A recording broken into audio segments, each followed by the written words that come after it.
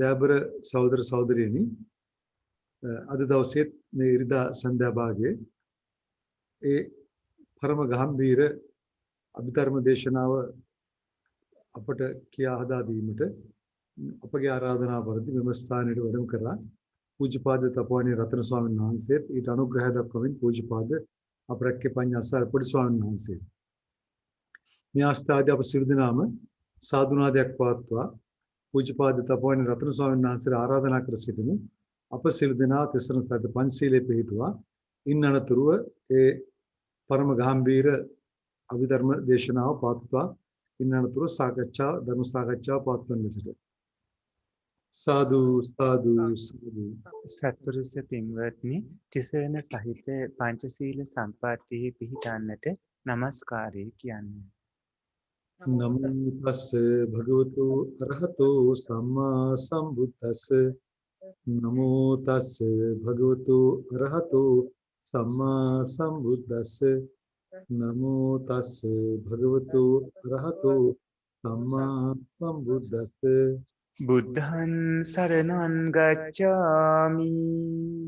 බුද්ධං සරණං ගච්ඡාමි. ධම්මං සරණං ගච්ඡාමි. ධම්මං සරණං ගච්ඡාමි. සංඝං සරණං ගච්ඡාමි. සංඝං සරණං ගච්ඡාමි. ဒ ුතියම්පි බුද්ධං සරණං ගච්ඡාමි. යම්පි බුද්ධං සරණං ගච්ඡාමි. ဒ ුතියම්පි ධම්මං සරණං ගච්ඡාමි. යම්පි ධම්මං සරණං ගච්ඡාමි. ဒ ුතියම්පි සංඝං සරණං ගච්ඡාමි. යම්පි සංඝං සරණං ගච්ඡාමි. තතියම්පි බුද්ධං සරණං ගච්ඡාමි. යම්පි බුද්ධං සරණං ගච්ඡාමි. තතියම්පි ධම්මං සරණං ගච්ඡාමි. යම්පි ධම්මං සරණං ගච්ඡාමි. තතියම්පි සංඝං සරණං ගච්ඡාමි. යම්පි සංඝං සරණං ගච්ඡාමි. සරණ ගමනං සම්පුන්නං ආම භන්තේ පානාතිපාතා වේරමණී සික්ඛාපදං සමාදියාමි. අනාතිපාතා වේරමණී සික්ඛාපදං සමාදියාමි. අදින්නාදානා වේරමණී සික්ඛාපදං සමාදියාමි.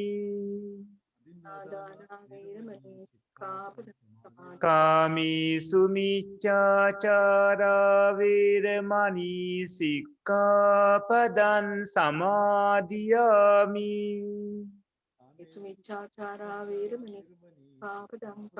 මුසාවාදා වේරමණී සික්ඛාපදං සමාදියාමි. සුරාමීරේ මජ්ජපමාදට්ඨානා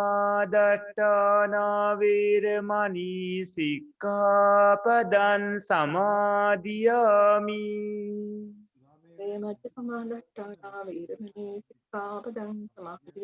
මීතිසරණ සහිත වූ පංචශීලය මාර්ගඵල නිවන් අවබෝධ වීම පිණිසම හේතු වේවා. තිසරණේන සද්ධින් පංචශීලං ධම්මං සාදුකං සුරක්ඛිතං කତ୍වා අප්පමාදේන සම්පාදේත.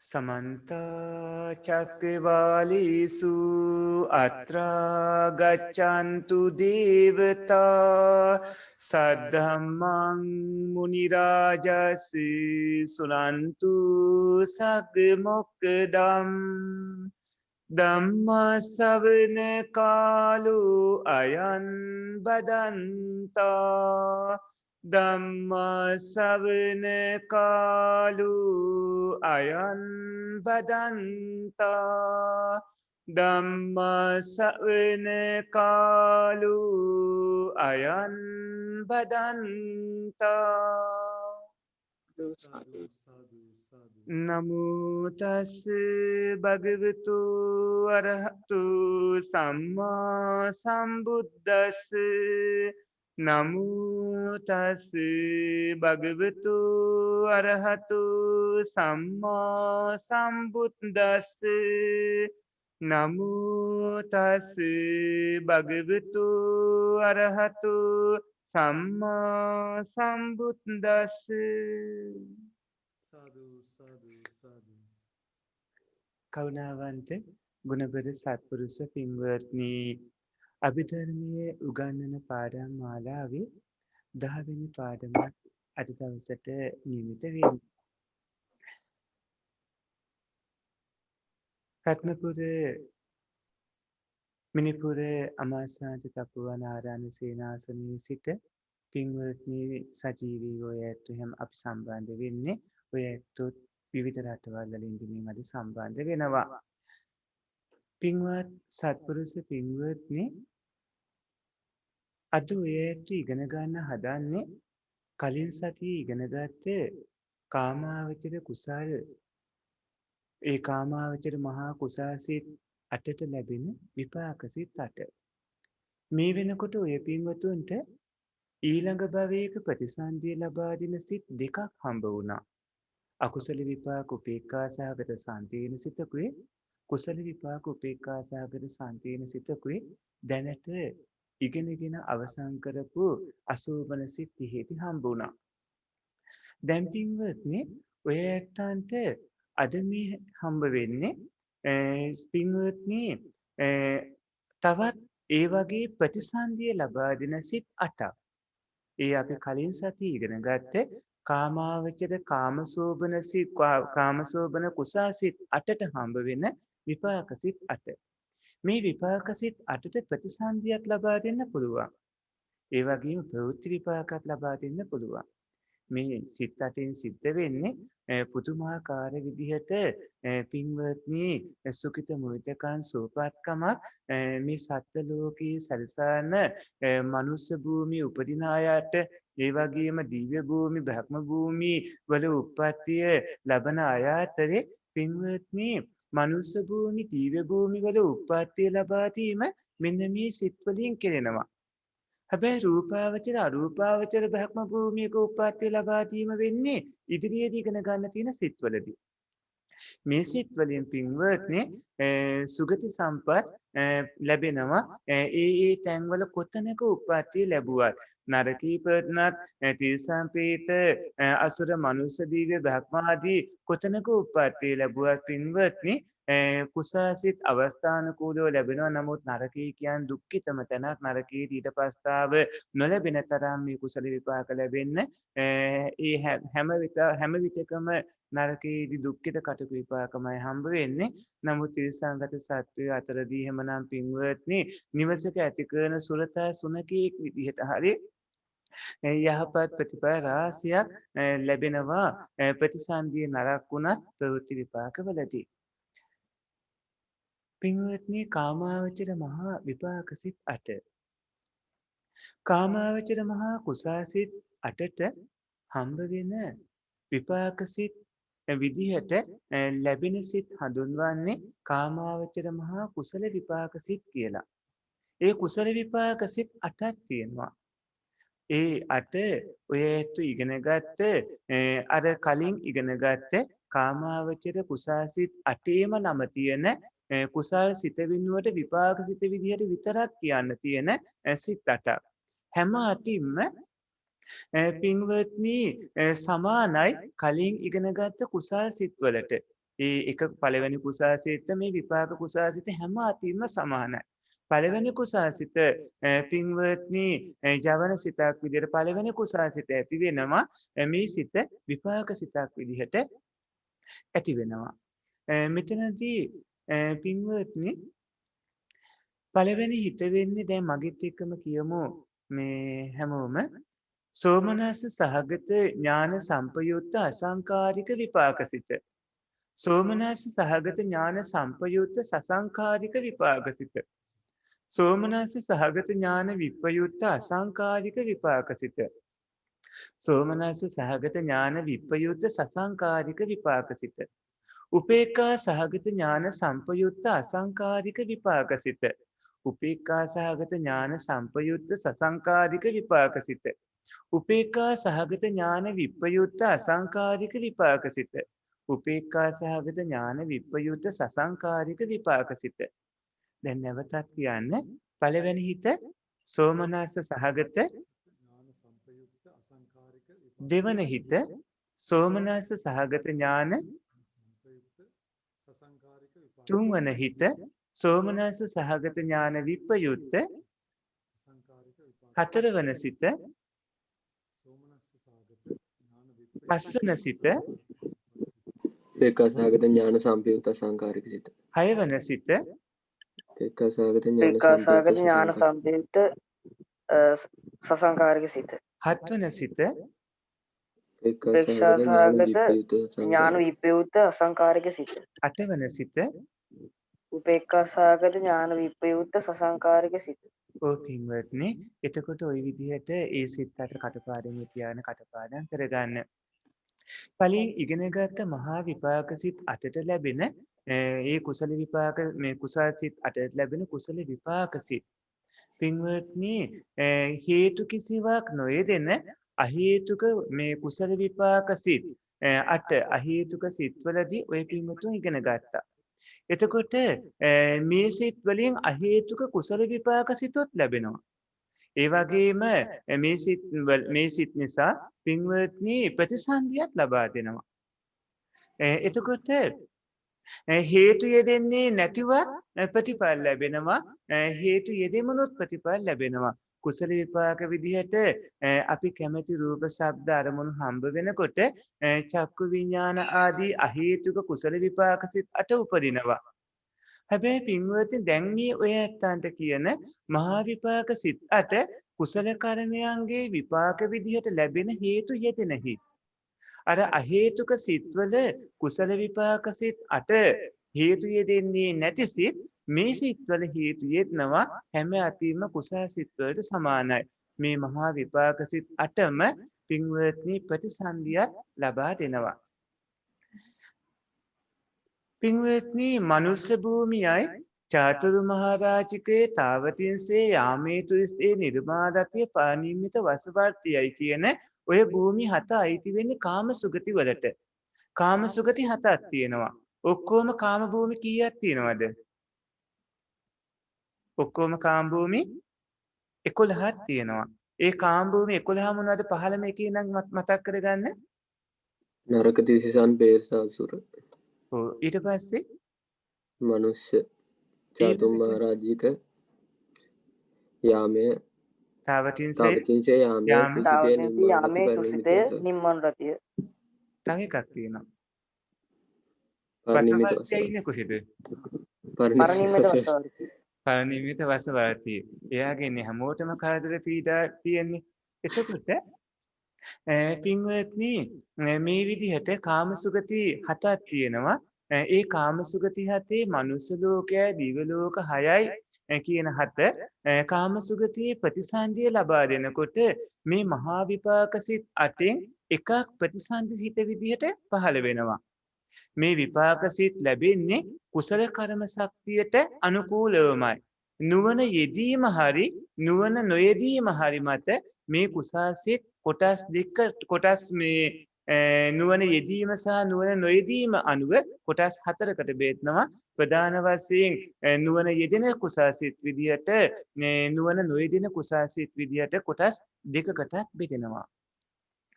එතකොට පින්වත්නි, දැන් අපි ඉගෙන ගන්නේ ත්‍රි හේතුක උත්කෘෂ්ඨ, ත්‍රි හේතුක ඕමක, ද්වි හේතුක උත්කෘෂ්ඨ, ද්වි හේතුක ඕමක විදිහට කොහොමද කෙනෙක් උප්පත්තිය ලබන්නේ කියන එක. මෙතෙන්දි මෙහෙම දෙයක් තේරුම් ගන්නත් ඕන. හිතන්න කවුරු හරි අපේ මිනිස්සෙක් මැරෙනවා කියලා. කවුරු හරි මිනිස්සෙක් මානියට පත් වෙනකොට ඒ මැරෙනකන් ඒ මිනිස්සයා කරගත්ත මේ ජීවිතයේ කුසල කර්මයි අකුසල කර්මයි තියෙනවා. ඒ මිනිස්සයා කලින් භවයේ කරගත්ත කුසල අකුසල කර්මයක් තියෙනවා. ඊට කලින් භවවල කුසල අකුසල කර්මාදියත් අපරාපරිය වේත්නීය විදිහට අවස්ථානුකූලව පත්‍ය ධර්මයක් වෙනවා.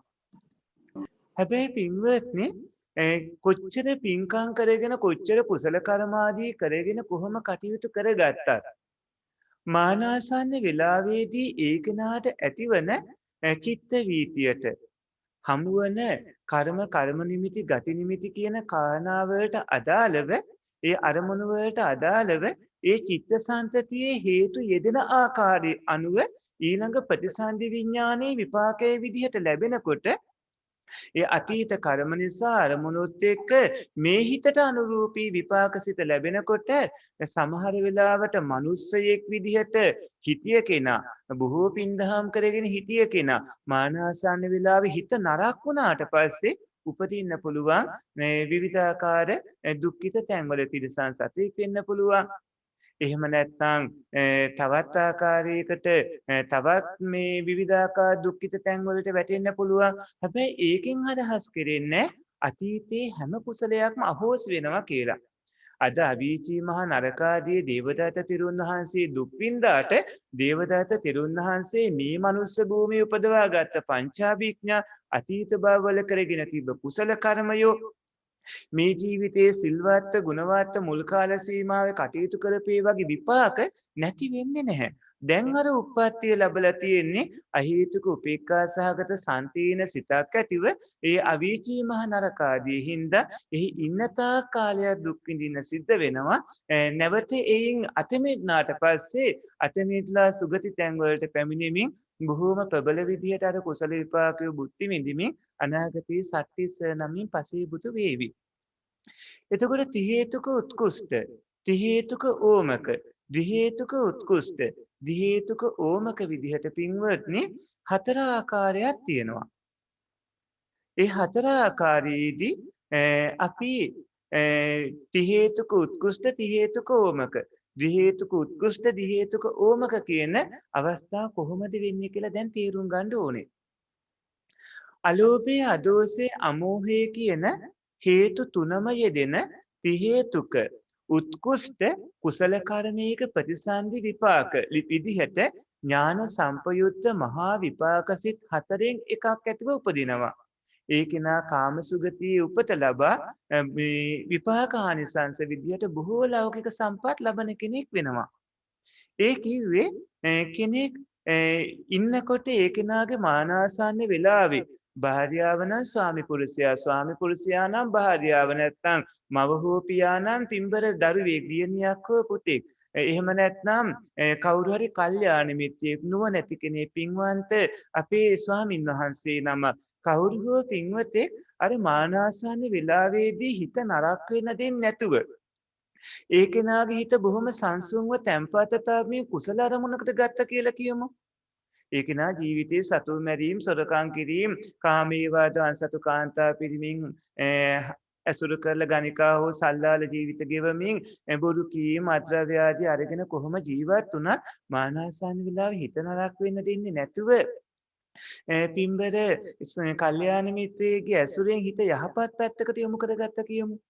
එතකොට ඒ කෙනාට මැරෙන වෙලාවේදී ඇති වෙන්නේ ජවන්සිත, ඒ දුර්වල ජවන්සිත පහ විදියට අලෝභය, අදෝසය, අමෝහය කියන හේතු තුනම යෙදෙන බොහොම උත්කෘෂ්ඨ මට්ටමක තියෙන ඒ කුසල කර්මයක විපාකයක් විදියට හම්බවන සිතක් නම් එතකොට අතීතයේ ඒ මොහොතේ හරි මානසන්න මොහොතේ හරි නැත්නම් කාලයක් තිස්සේ පුරුදු පුහුණු කරපු හරි ආසන්න හෝ ආචින්න හෝ නැත්නම් ගරුක හෝ එහෙම නැත්නම් කටත්තා හෝ කුමන හෝ කුසල කර්මයක මේ විපාක විදිහට කුසල කුමන හෝ කුසල කර්මයක් කර්ම නිමිත්තක් ඒ වායෙන් ලැබෙන ගති නිමිත්තක් විදිහට පින්වත්නි ලැබෙනවා නම් ප්‍රතිසන්දි විඥානේ ඒ ප්‍රතිසන්දි විඥානය අනිවාර්යයෙන්ම ති හේතුක උත්කෘෂ්ඨ තත්ත්වයකට තමයි පහළ වෙන්නේ. ති හේතුක උත්කෘෂ්ඨ තත්ත්වයකට පහළ වෙනවා කියලා කියන්නේ ඒක මෙන්න මේ විදිහ තේරුම් ගන්න ඕන. ඒ තමයි පණිවිඩයක් ඇවිල්ලා. පින්වත්නි ඒක මේ විදිහට තේරුම් ගන්න භවභෝග සම්පත් ලැබෙන පිරිස් බලයට ලැබෙන පින්කම් කර නුවණ දියුණු කර ගනිමින් භාවනාදී වඩමින් ප්‍රාර්ථනා බලයකුත් ඇතුව උපත ලබනවා නම් ඒ ඇයට කල්යාණ මිතුරන්ද ලැබීමෙන් බොහෝ වැඩ සිදු කර ගන්න ඉඩ ලැබෙනවා. භාවනා වඩා ධානත් මගපලත් උපදවා ගැනීමට හැකි වෙන්නේ මොහුකුරාගේ නුවණක් ඇති මෙවැනි අයට. ධාන මාර්ගඵල උපදවා ගැනීමට ති හේතුක ප්‍රතිසන්දියක් තියෙන්න ඕන. දැන් ඔය පින්වතුන්ට මම ඉවලා තියෙනවානේ පත්‍රිකාවක් අපි පොඩි හාමුදුරුවෝ දාලා ඇති. මේ පත්‍රිකාව දැන් ඕනමයි ඔබ අරගෙන කියවන එක. මොකද දැන් මේ ටික අනාගතේ ඉගෙන ගන්න තියෙන ඒවාටත් අදාළව කියවෙන හින්දා පත්‍රිකානුසාරයෙන්ම අද පාඩමට ඔබ යොමු වෙන්න වෙනවා. හේතුව පින්වත්නි තවම ඔය ඇත්ත චෛතසික වලට ඇවිත් නැහැ. ඒ වගේම චිත්ත වීති වලට ඇවිල්ලා නැහැ. ත්‍ෘති ප්‍රතිසන්දිය වෙන විදිහට ඇවිල්ලා නැහැ. නමුත් කුසාසිත වල විපාකසිත ගැන කතා කරද්දී අනිවාර්යයෙන්ම ඔය ඇත්තන්ට මේ කවුණු ටික කිව යුතුම වෙනවා. ති හේතුක උත්කෘෂ්ඨ ති හේතුකෝමක දි හේතුක උත්කෘෂ්ඨ ති හේතුකෝමක කියන தත්ත්වය ඒක යම් තාක් දුරකට තීරුම් ගන්න ඔබට හැකියාව ලැබීවි පත්‍රිකාව අරගත්තොත්. පින්වත්නි නැවතත් ඒ කොටසට එන්නේ භවභෝග සම්පත් ලැබෙන පිරිස් බලයට ලැබෙන පින්කම් කර නුවණ දියුණු කර ගනිමින් භාවනා ආදීද වඩමින් ප්‍රාර්ථනා බලයකුත් ඇතිව උපත ලබනවා නම් ඒ ඇයට කල්යාණ මිතුරන්ද ලැබීමෙන් බොහෝ වැඩ සිද්ධ කර ගන්න පුළුවන්. ඒ කියන්නේ ආහාර ඔබට ලැබෙන්න වෙනවා නිවන් දකින්නකම්. ආහාර ලැබෙන හේතුව ඔබ නැති කරගත්තොත් ඔය ඇත්තන්ට විපාකයේ දෙන්නට හේතුව නැතිව යනවා. ඒ වගේම ගෙවල් දොරවල් ඉඩකඩම් භවභෝග සම්පත් ඒක දසපාරමිතාදී පුරන්න ඕන කරන හේතු සම්පත් ඔය ඇත්තන්ට කරගන්න සිද්ධ වෙනවා දැන් ජීවත් වෙද්දී. පින්වත්නි මේ භවභෝග සම්පත් ලැබෙන පිරිස් බලේ පරිවාර සම්පත්තියකොත් ඕන වෙනවා. කල්යාණ මිත්‍රයන්ගේ ආශ්‍රය ඕන වෙනවා. ඒ වගේම ඒ පින්බර ආචාර්ය උපාධ්‍යයන් වහන්සේලා ඇසුර ඕන වෙනවා. ඒ වගේම ගුණධර්ම කියලා දෙන පින්බර මෞතුමියගේ මව් කුසක් අවශ්‍ය වෙනවා. ඒ වගේම එවැනි පින්බර පිය කෙනෙක්ගේ රැකවරණයක් ඕන වෙනවා. එවැනි රටක් ඕන වෙනවා. එවැනි පළාතක් ඕන වෙනවා. එතකොට පිරිස් බලේ ලැබෙන එවැනි හේතු සම්පත් ඇති පින්වත්නි පින්කම් කරගෙන නුවණක් දියුණු කරගත්තොත් ඥානයක් දියුණු කරගත්තොත් භාවනා ආදියත් වඩමින් ප්‍රාර්ථනා කටයුතුත් කරගත්තොත් අර හැම පින්කමකදීම නිවනම ප්‍රාර්ථනා කරගත්තොත් නිවනම අරමුණු කළොත් ඒ වගේම භාවනා ආදී කටයුතු කරමින් හිතේ ඉන්ද්‍රිය ධර්ම බල ධර්ම ආදී දියුණු වන විදිහට කටයුතු කරගෙන නිවනම ප්‍රාර්ථනා කළොත් නිවනම අරමුණු කළොත් පින්වත්නි කල්යාණ මිත්‍රයොත් ලැබෙනවා හේතු සම්පතුත් ලැබෙනවා අනිවාර්යයෙන්ම ඒ ඇත්තන්ට බොහෝ වැඩ සිද්ධ කරගන්න පුළුවන් උප්පත්තියකුත් හම්බ වෙනවා. මෙතනදී ප්‍රාර්ථනා කරනවා කිව්වහම ඥාන සම්පයුක්ත නිවනම අරමුණු කරන්නේ නැතුව පින්වත්නි වෙන වෙන ප්‍රාර්ථනා කරද්දී අකුසාසිත ඇති වෙනවා. හැබැයි මෙතනදී යම්කිසි ප්‍රබල අරමුණක් තියෙන්න ඕන. මේ කුසල් సంతානිය අකුසල් සිත් වලින් දූෂිත නොවන ප්‍රබල අරමුණක්. මේ ඇත්තන් ගමනාන්තේ නිවන කරගන්න ඕන. ප්‍රාර්ථනාව කියන එකත් හරියටම තේරුම් ගන්න මේ කියන ආකාරයටම. භාවනා වඩලා ධානත් මාර්ගඵලත් උපදවා ගන්න පුළුවන් වෙන්නේ මොහුකුරාගිය නුවණක් තියෙන අයට. එතකොට ධාන මාර්ගඵල උපදවා ගන්න අනිවාර්යයෙන්ම ති හේතුක ප්‍රතිසන්දියක් ලබලා තියෙන්නම ඕන. ප්‍රතිසන්දි විඥානේ අමෝහය කියන චෛතසිකයක් තියෙන්නම ඕන අලෝභය අදෝසයත් එක්ක.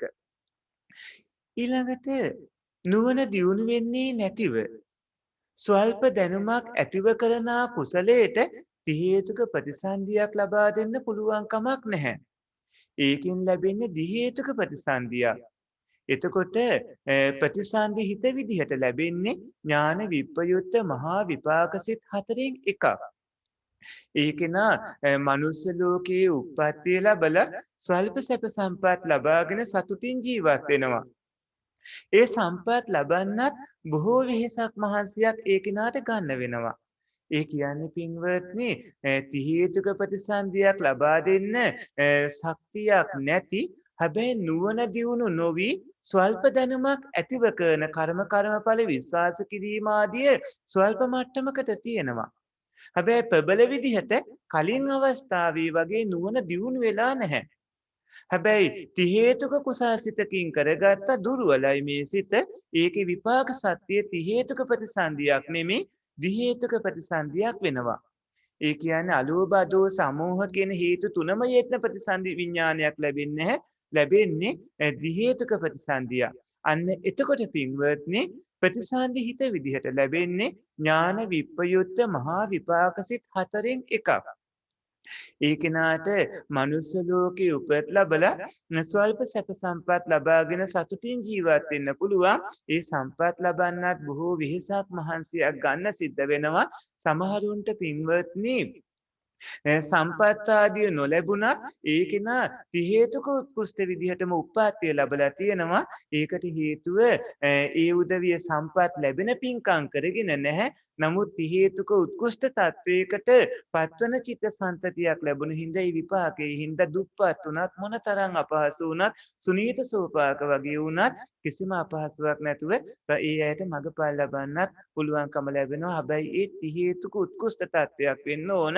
ති හේතුක ඕමක තත්වයක තියෙන විපාකේ වෙන්නේ දි හේතුක සිත.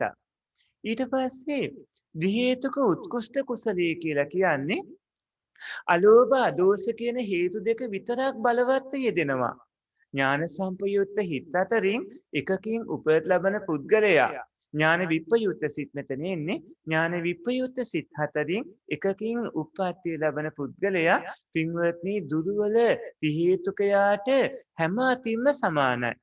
දැන් ති හේතුක සිත්වල දුර්වල ති හේතුක පුද්ගලයාට ලැබෙන්නේ දි හේතුක උප්පත්තිය.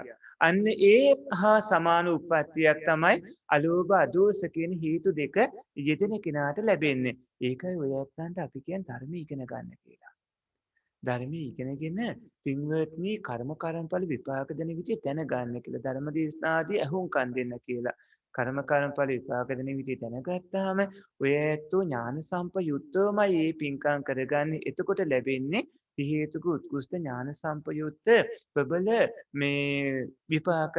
ප්‍රබල විපාකයෝ ලැබෙන්නේ. එහෙම නැත්නම් දි හේතුක තත්වයන් ආදිය තමයි ලැබෙන්නේ. ඔන්න දැන් ඊළඟ එක. පින්වත්නි අංග විකල මන්ද බුද්ධික අය අපි අතර ඉන්නවා. අංග විකලයි ඉන්නවා, මන්ද බුද්ධිකයි ඉන්නවා. ඒ වගේම ඇස්පෙනීන් එහෙම පුංචි කාලේ ටික කාලයක් තිබලා නැති වුණු අය ඉන්නවා. ඒ වගේම විවිධාකාර දේවල් ලැබිලා නොලැබුණු අය ඉන්නවා. මේ අය අතර උප්පත්තියම අංග විකලයි. උප්පත්තියම මන්ද බුද්ධික. ඒ කියන්නේ ಜಾති අංග විකලයි. අර අතරමඟදී අවුරුදු 2-3ක් ගිහලා නොපෙනී ගිය අය නෙමෙයි. අවුරුදු 5ක් 6ක් 7ක් 8ක් 10ක් ගිහිල්ලා නොපෙනී වුණු අන්ධ අය මේ ගොළු බිහිරි මන්ද බුද්ධිකය නෙමෙයි. මේ ಜಾති අංග විකල මන්ද බුද්ධිකය විදිහට ඊතා අසරණව උප්පත්තිය ලබන්නේ දුර්වලව යෙදුන අලෝභ අදෝස කියන හේතු ඇති ඥාන විප්‍රයුක්ත හිතකින් කරන ලද කුසල කර්ම බලයෙන්. එතකොට ඒ කිනාට ඥාන විප්‍රයුක්ත විපාක සිත් හම්බ වෙන්නේ නැහැ. ඒ කිනාගේ උපතිසන්දිය ඇති වෙන්නේ අහේතුක කුසල විපාක උපේක්ඛා සහගත සම්තීන සිතින්. ඔය හිත ඔබට හම්බුණා. කොතෙන්ද ඔය හිත හම්බුනේ? හේතුක සිත්. අහේතුක සිත් වල. අහේතුක සිත් වල කොතෙන්ද? අකුසල විපාක සන්ත. හොන්තට කල්පනා කර උත්තර දෙන්න. නෑ කුසල විපාක කුසල විපාක කුසල විපාක. කුසල විපාක උපේක්ඛා සහගත සම්තීන විදිහට ඔය ඇත්තෝ ප්‍රතිසන්දිය ලබා දෙන හිත විදිහට දැනගත්ත ඔන්න ඔය හිත. එතකොට පින්වත්නි නුවණ නැතිව අනුන් කුසල් කරන හැටි දැන් මේක විස්තර කිරීමයි මම මේ කරන්නේ. ඔය ඇත්තන්ට කිව්ව මේ කාරණාව තවත් පැහැදිලි කරලා දෙනවා බොහෝම සරලව, ඉතාම සරලව මේ කියලා දුන්න කාරණාව. නුවණින් තොරව ඥාන සම්පයුක්ත නැතිව අනුන් කුසල් කරන හැටි දැක තරඟයටත් අනුන්ගෙන් ප්‍රශංසා ආදිය ලබා ගන්නත් කරන කුසල කර්ම මේ දුර්වල ඥාන විප්‍රයුක්ත කුසල් වෙනවා. අහේතුක සුගති ප්‍රතිසන්දිය ලැබූ අයට ඉස්තරමුණු ලැබුණත් එයින් ඒ කෙනාට සතුටු වෙන්න ඉඩක් ලැබෙන්නේ නැහැ. මිනිසුන් අතර උපත් ලැබීමෙන් උසස් ප්‍රතිඵල ලබා ගන්න පුළුවන් කමක් නැහැ. එතකොට උසස් ප්‍රතිඵලකෙන් ධ්‍යාන මාර්ගඵල ආදී උපදවා ගන්න ඊයට බෑ.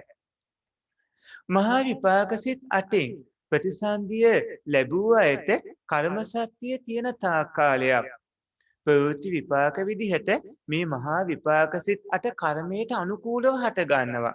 ඒ කියන්නේ මහා විපාක සිත් 8න් එකකින් ප්‍රතිසන්දිය ලැබලා ඒ ජීවත් වන අයට කර්ම ශක්තිය තියෙන තාක් කාලයක් ප්‍රවෘත්ති විපාක විදිහට මේ මහා විපාක සිත් 8 කර්මයට අනුකූලව තමයි හටගන්නේ.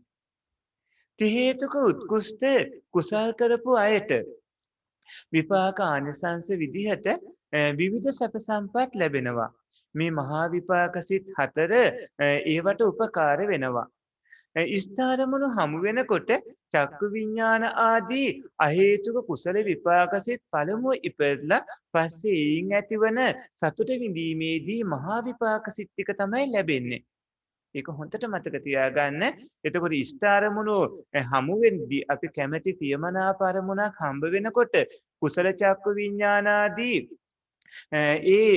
අහේතුක කුසල විපාක සිත් මුලින්ම හට ගන්නවා. ඊට පස්සේ සම්පටිච්ඡන සම්තීන වොත්තපන ආදී විදිහට ඒ සිත් පෙළේදී පින්වත්නි ජවන් සිත් ආදී විදිහට ඔය ඇත්තන්ට මේ මහා විපාක සිත් හම්බ වෙනවා. අහේතුක කුසල විපාක සිතුයි. මේ කාමාවචර සහේතුක කුසල විපාක සිතුත් කියන සිත් 16ම කුසල කර්මයන්ගේ විපාක සිත් වෙනවා. සිත් 16ක් හම්බ වෙනවා මේ අටමහා කුසල් සිත්වලට. අටමහා කුසල් සිත්වල විපාක විදිහට හේතු යෙදෙන සිත් 8ක් හම්බ වෙනවා. හේතු නොයෙදෙන සිත් 8ක් හම්බ වෙනවා. හේතු නොයෙදෙන සිත් 8 කලින් ඉගෙනගත් අහේතුක සිත්වලදී හේතු යෙදෙන සිත් 8 දැන් මේ ඉගෙන ගනිමින් ඉන්නවා. ඒ සිත් 16ම හම්බ වෙන්නේ අපි මේ කලින් ඉගෙනගත්ත කාමසෝබන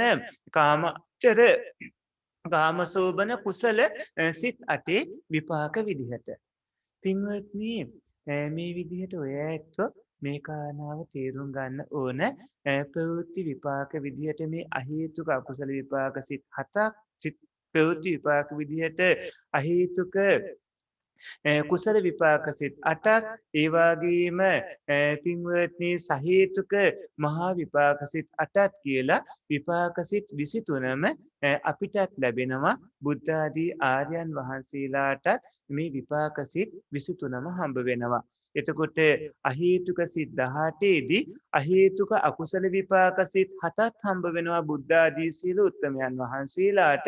ඒ වගේම අහේතුක කුසල විපාක සිත් 8ක් හම්බ වෙනවා.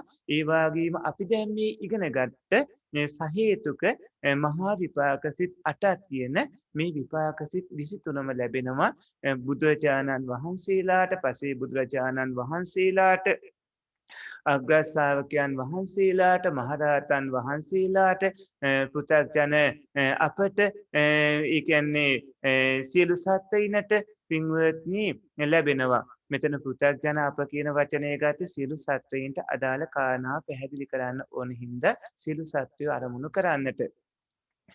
එතකොට පින්වත්නි ඊළඟට ඔය ඇත්තන්ට කියලා දෙන්න තියෙන්නේ කාමාවචර මහා ක්‍රියාසිත 8 කියන එක. කාමාවචර මහා ක්‍රියාසිත 8ට යන්න කලින් දැන් මේ කියලා දුන්න කාරණාව තවදුරටත් ඔබට තේරුම් කරන්න මොනවයි නොතේරුණු තැනක් තියෙනවා නම් ප්‍රශ්න අහන්න අවස්ථාව ලබා දෙන්න. මේ කිව්ව ටික පැහැදිලිද? තෙරුවන් සරණයි ස්වාමීන් වහන්සේ. තෙරුවන් සරණයි පුතා. ස්වාමීන් වහන්සේ අර ප්‍රතිසන්දිය සිත ලබා දෙන ස්වාමීන් වහන්සේ සහේතුක කුසල සිද්ද අහේතුක කුසල සිද්ද කුසල විපාක සිද්ද පින්වන්ත පුතේ මෙහෙම තේරුම් ගන්න. කලින් භවවල ධානාදී උපදවාගෙන ඉන්න පුළුවන්. දැන් අපි හිතමු අපි දේවදත්ත තෙරුන් වහන්සේ මහ තෙරුන් වහන්සේ පින්වන්ත පුතේ පංචාභිඥා උපදවා ගත්තා. අර අජාසත් කුමාරයා උයනට එනකොට පහදවා ගත්තා. මහ බල සම්පන්න විදිහට ගයාවේ මහ විශාල විහාරයක් ඉදි කරගත්ත ජේතවනාරාමයටත් වඩා ප්‍රබල ආකාරයට. ගයාවේ විහාරස්ථානයකුත් ඉදි කරගෙන අපේ දේවදත්ත තෙරුන් වහන්සේ විරාජමානව වැඩ හිටිය. පංච අභිඥාත් උපදවා ගත්තා. හැබැයි ධානය පිරිහුණා භාග්‍යවතුන් වහන්සේට කළ හිරිහැරත් එක්ක. දේවදත්ත තෙරුන් වහන්සේ අපවත් වෙන අවස්ථාවේදී උන්වහන්සේට තුනුරුවන් සරණ ගියත් අපවත් වෙන අවස්ථාවේදී කර්ම විපාක විදිහට ගරුක කර්ම විදිහට බලපෑවේ ආනන්තර පාප කර්මයක්.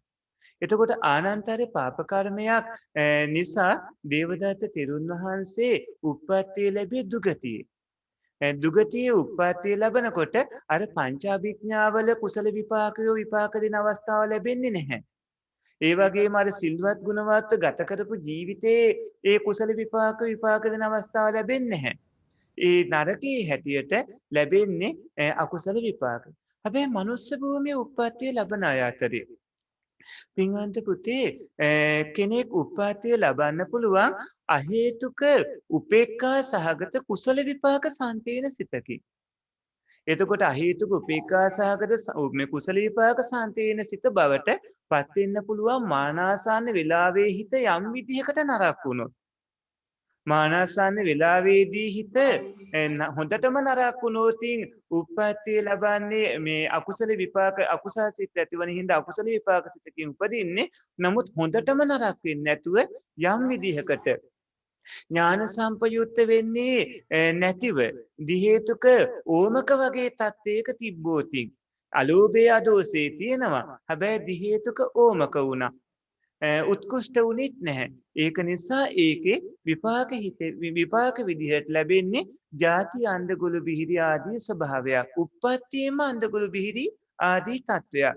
එහෙම අංග විකල මන්දබුද්ධික උමතු යම්කිසි උප්පත්ති ඒවා එවැනි තත්වයකින් කවුරු හරි කෙනෙක් ප්‍රතිසන්දිය ලැබුවාට පස්සේ පින්වන්ත දරුවෝ ඒ කෙනාට ජීවත්ව ඉන්නකොට ප්‍රවෘත්ති විපාක විදිහට කලින් භවවල ධානාදී උපදවාගෙන හිටියානා කලින් භවවල යම් යම් විදිහට කරගත පුණ්‍ය කර්ම තිබ්බනා ආහාර පාන හොඳට ලැබී ඉඳුම් හිටුම් ආදී හොඳට ලැබෙන කර්ම කරගෙන තිබ්බානා ඒ කෙනාට හොඳට මේ කවුණු කාරණා තේරුම් ගන්න හැකියාව ලැබෙයි. ඒ පුද්ගලයන්ගේ හැටියට ඕක වෙනස් වෙනවා. කරුණානාදිය තේරුම් ගන්න පුළුවන්කම ලැබෙයි නොලැබෙන්නත් පුළුවන්.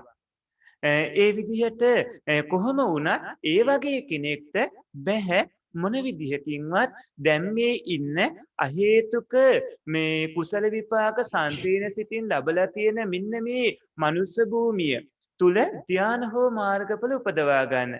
හැබැයි ධාන හෝ මාර්ගඵල උපදවා ගන්නට මේ මනුස්ස ජීවිතේ බැලුණාට කලින් භවවල කරගත්ත පින් බලය තියෙන්න පුළුවන් විපාකාන්තරායක් හින්දා දැන් මේ ලබාගෙන තියෙන කර්ම විපාකයේ අනතුරු හින්දා මේ ඒක බුද්ධි විඳින්මින් ඉන්න මේ අහේතුක සුගති උප්පත්තියේදී ධාන මාර්ගඵල ආදී උපදවා ගන්න බැරි වෙලා යනවා. ඒ අහේතුක උපේක්ඛා සහගත සම්පීන සිතින් ඒ වගේම ති හේතුක උත්කෘෂ්ඨ විදිහට ති හේතුක ඕමක විදිහට දි හේතුක උත්කෘෂ්ඨ විදිහට දි හේතුක ඕමක විදිහට පින්වන්ත දරුවෝ මේ කරගත් පුණ්‍ය කර්මයන්ගේ විපාක විදිහට ලැබෙන ප්‍රතිසන්දි විඥානයේ ති හේතුකම උනොත් තමයි ති හේතුක උත්කෘෂ්ඨ සිතකට ලැබෙන ති හේතුක විපාක සිතක්ම උනෝතින් ඒ ඇයට ධාන මාර්ගඵල ආදී උපදවා ගන්න පුළුවන්. හැබැයි ඔහොම කිව්වා කියලා හිතන්න එපා මානසන්න වෙලාවකදී ති හේතුක උත්කෘෂ්ඨ තත්ත්වයක් ඇති වෙලා ති හේතුක උත්කෘෂ්ඨ කුසල සිතක විපාකයක් විදිහට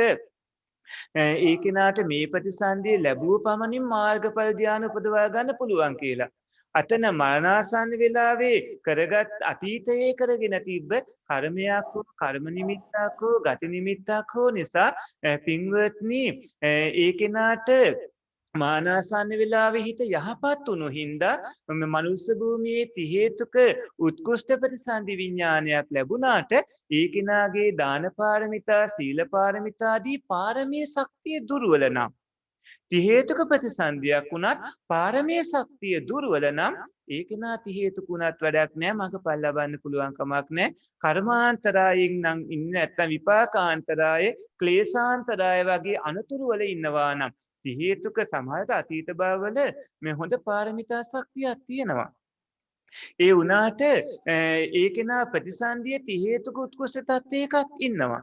හැබැයි දැන් ක්ලේශාන්තරාය විදියට හිත දැඩි මේ රාගාදී තත්වයක ඉරිසියා මානාදී තත්වයක එහෙම නැත්නම් මිත්‍යා දෘෂ්ටිය සාන ගිහිල්ලා අතීතයේ පාරමිතා ශක්තිය එහෙම තියෙනවා. තිබුණත් දැන් වර්තමානයේදී මිත්‍යා දෘෂ්ටිය සාන ගිහිල්ලා ඉන්න වර්තමාන ති හේතුක ප්‍රතිසන්දියක් තිබ්බා. එහෙම තිබ්බ කියලා මගපල් ධ්‍යාන ලබා ගන්නත් බෑ. ඒකට පින්වද පරතෝ ගෝසේ යෝනිසෝ මනසිකාරයේ ආදී ඒ ඕන කරන ඒ අවශ්‍ය කරන මාර්ගය යන්නට ඕනේ. බෝධිපාශික ධර්ම දියුණු වෙන්නත් ඕන. ඒක ඉදිරියට ඉගෙන ගන්න හම්බ වෙනවා. පැහැදිලිද? පැහැදිලි ස්වාමීන් වහන්සේ. ඒ කියන්නේ ස්වාමීන් වහන්සේ මට පැහැදිලි වෙන හැටියට ත්‍රි හේතුක උත්කෘෂ්ඨ වගේ සිත්වලට ස්වාමීන් වහන්සේ සහේතුක කුසල් විපාක සිත් නේද ස්වාමීන් වහන්සේ විපාක දෙන්නේ? අනිවාර්යයෙන්ම පුතේ අහේතුක වෙන්නේ ද්වි හේතුක මේ ඕමක තත්ත්වයේ කුසල විපාක සිත් වලට පමණයි. එතකොට ද්වි හේතුක උත්කෘෂ්ඨ හෝ ත්‍රි හේතුක ඕමක නම් ලැබෙන්නේ ද්වි හේතුක විපාකයක්. හැබැයි ත්‍රි හේතුක උත්කෘෂ්ඨ වුණොත් තමයි ත්‍රි හේතුක උත්කෘෂ්ඨ මේ ත්‍රි හේතුක උප්පත්තියක්ම ලැබෙන්නේ. ස්වාමීන් වහන්සේ මට අපහැදිලි තව පුංචි තැනක් තියෙනවා ස්වාමීන් වහන්සේ. ඔව් පුතා අහන්න. ස්වාමීන් වහන්සේ ඒ කියන්නේ ත්‍රි හේතුක ඕමක කියන්නේ ද්වි හේතුක උත්කෘෂ්ඨ කියන්නේ දෙකම එක සමාන සිත් නේද ස්වාමීන් වහන්සේ? පුතේ දෙකම එක සමාන සිත් නෙමෙයි. මෙතනදී ද්වි හේතුක ඕමක කියන්නේ ත්‍රි හේතුක ද්වි හේතුක උත්කෘෂ්ඨ කියන්නේ ත්‍රි හේතුක ඕමක කියන්නේ පැහැදිලිවම සිත් දෙපැත්තක් දෙආකාරයක්. හැබැයි මෙතෙන්දී ප්‍රතිසන්දියට අදාළව තමයි මේක අපි තේරුම් ගන්න ඕන. ද්වි හේතුක උත්කෘෂ්ඨ සිතකින් ලැබෙන විපාකයක් ත්‍රි හේතුක ඕමක සිතකින් ලැබෙන විපාකයක් ප්‍රවෘත්ති විපාක විදියට ජීවත් ඉද්දි ලැබෙද්දි ද්වි හේතුකම වෙන්නේ නැහැ. දැන් ත්‍රි හේතුක ඕමක සිතක විපාකේ ත්‍රි හේතුක ඕමක විපාකයක්ම වෙනවා මේ ප්‍රවෘත්ති විපාක විදියට අපි ජීවත් වෙද්දි. හැබැයි ප්‍රතිසන්දිය ලබා දෙනකොට නම් ද්වි හේතුක මේ ත්‍රි හේතුක ඕමක හිතක ලැබෙන්නේ ද්වි හේතුක මට්ටමක මේ ද්වි හේතුක මේ උත්කෘෂ්ඨ මේ මට්ටමේ විපාකයක්. පැහැදිලිද? එහෙම ස්වාමීන් වහන්සේ. ඒ ස්වාමීන් ඔව් හරි මල්ලි අහන්න. ස්වාමීන් වහන්සේ එතකොට මේ ද්වි හේතුක ඕමක සිත් හැම වෙලේම විපාකයක් හැටියට වෙන්නේ අහේතුක සිතක්ද? ද්වි හේතුක ඕමක සිත් ද්වි හේතුක ඕමක මට්ටමක තියෙන දුර්වල හේතු යෙදුණු දුර්වල අලෝභ දෝස ආදී ඇති තත්ත්වයක විපාකේ හැම විටකම අහේතුක උපේක්ඛා සහගත කුසල විපාක සම්පීර්ණ මනුස්ස චාතුරු මහරජික වැනි තැන්වල අන්ධගුළු බීරි මන්දබුද්ධික ආදී ප්‍රතිසන්දියක් ලබා දෙන මට්ටමක තියෙනවා. සහේතුක වෙන්නත් පුළුවන් නේ ස්වාමීන් වහන්සේ එතකොට. ද්වි හේතුක ඕමක තත්ත්වය. ද්වි හේතුක ඕමක තත්ත්වයක් අනිවාර්යයෙන්ම ප්‍රවෘත්ති විපාක වලදී විතරයි සහේතුක වෙන්නේ. ප්‍රතිසන්දි වලදී නම් සහේතුක වෙන්නේ නැහැ. අහේතුක වෙනවා. හරි ස්වාමීන් වහන්සේ. හරි හරි. තෙරුවන් අවසරයි ස්වාමීන් වහන්සේ මේ මම ස්වාමීන් වහන්සේ මේ දෙවෙනි පාඩම අද ගත්තේ ඒක මට පොඩි කාරණාවක් දැනගන්න. ස්වාමීන් වහන්සේ සහේතුක සහ හේතුක කියන එක මට විතර කෙටියෙන් කියන්න පුළුවන්ද? ඕපින්වන්ත මහත්මා සහේතුක කියලා කියන්නේ හේතු යෙදෙන සිත් කියන එක. අහේතුක කියලා කියන්නේ හේතු නොයෙදෙන සිත් කියන එක. මෙතෙන්දී පටිච්ච සමුප්පාදයට අදාළ හේතු රටාවට යන්න එපා. මෙතෙන්දී එන්න වෙන්නේ අපි හේතු කියන වචනයෙන් හඳුන්වන චෛතසික ධර්ම 6 සම්බන්ධව විතරයි. අපි හේතු කියන වචනයෙන් හඳුන්වන චෛතසික ධර්ම 6ක් තියෙනවා. හේතුපච්චයෝ කියලා ප ဋ ාණ නායකමේ මුල්ම පත්‍යකමේදී එන්නේ මේ 6 සම්බන්ධ විස්තරය. ඒ 6 තමයි අකුසල පැත්තෙන් හේතු 3ක් තියෙනවා. ඒ තමයි ලෝභයේ දේශේ මොහේ කුසල පැත්තෙන් හේතු 3ක් තියෙනවා. අලෝභයේ අදෝසේ අමෝහේ කියලා. ඔය හේතු යෙදෙන්නේ අකුසල පැත්තෙන් නම් එකක් විදියට එක හේතුවක් යෙදෙන්න පුළුවන්. ඒ මෝහ කියන හේතුව විතරක්. ඒ වගේම හේතු දෙකක් විදියට ලෝභයේ මෝහේ හෝ දෝසේ මෝහය හෝ විදියට යෙදෙන්න පුළුවන්. කුසල පැත්තෙන් නම් හේතු 3ක් එකට එකට යෙදෙන්න පුළුවන්. අකුසල පැත්තේ හේතු 3ක් එකට යෙදෙන්නේ නැහැ. කුසල පැත්තේ හේතු 3ක් එකට යෙදෙන්න පුළුවන්. ඒ වගේම හේතු දෙකක් එකටත් යෙදෙනවා. ඒ තමයි අලෝභ අදෝස කියන හේතු දෙක. හේතු 3ම යෙදනවා නම් අලෝභ අදෝස අමෝහ කියන හේතු 3ම යෙදෙන්නේ. ඒ වගේම කුසල පැත්තේ එක හේතුවක් තනියම යෙදෙන්නේ නැහැ. පැහැදිලි ස්වාමීන් වහන්සේ බොහොම පිං. හොඳයි. හොඳයි පින්වත්නි, ඒ ටික පැහැදිලිද? එහෙනම් ඊළඟ කොටසට යොමු වෙන්න නේද? අපේ ස්වාමීන් ඔව් අහන්න. ත්‍රි හේතුක ඕමක සිතුයි ද්වි හේතුක උත්කෘෂ්ඨ සිතුයි ගැන කරපු ඒ විග්‍රහය තේරුන්නේ නැහැ ස්වාමීන් වහන්සේ හරියට. හොඳයි පින්වන්ත මහත්මයා, මම නැවතත් ඒක කියන්නම් මේ විදිහට. දැන් හිතන්න සමහර කට්ටිය නුවණ බොහොම ප්‍රබල මට්ටමක තියාගෙන, ඒ කියන්නේ අලෝභය අදෝසය කියන ලෝභයකුත් නැහැ, දේශයකුත් නැහැ ඒ සිතේ. ඒ වගේම තමයි ඥානවන්තයි, මේ ප්‍රඥාවන්තයි, කර්මඵල අදහාගෙන විපාක දෙන විදිය දන්නවා. මම අම්මාට වැන්දොත් ඒකෙන් මට අම්මාට ගරු කළොත්, අම්මාට කන්න බොන්න දුන්නොත්, අම්මගේ හිත රිදවන්න නැතුව කටයුතු කළොත්, මව්පස්ථානයේ මෙහෙම කළොත් ඒකේ මේ ප්‍රතිඵල ලැබෙනවා. තාත්තා, දූතරු, සංඝ රත්නේ මේ කුමන ආකාරයේ උතුම් අරමුණක් වේවා. ඒ වගේ අරමුණකදී අලෝභය, අදෝසය, අමෝහය කියන හේතු තුනේදීම පින්වන්ත මහත්මයා ඒ හේතු තුනම ප්‍රබලව යෙදනොත්, ඊටා ප්‍රබල විදිහට ඒ සිතේ යෙදනොත්, ඒ යෙදෙන හිත හැටියට ප්‍රතිසන්දිය නැත්නම් ඊළඟ උප්පත්තිය ලැබෙන්නේ ඥාන සම්පයුක්ත මහා විපාකසිත 4න් එකකින්.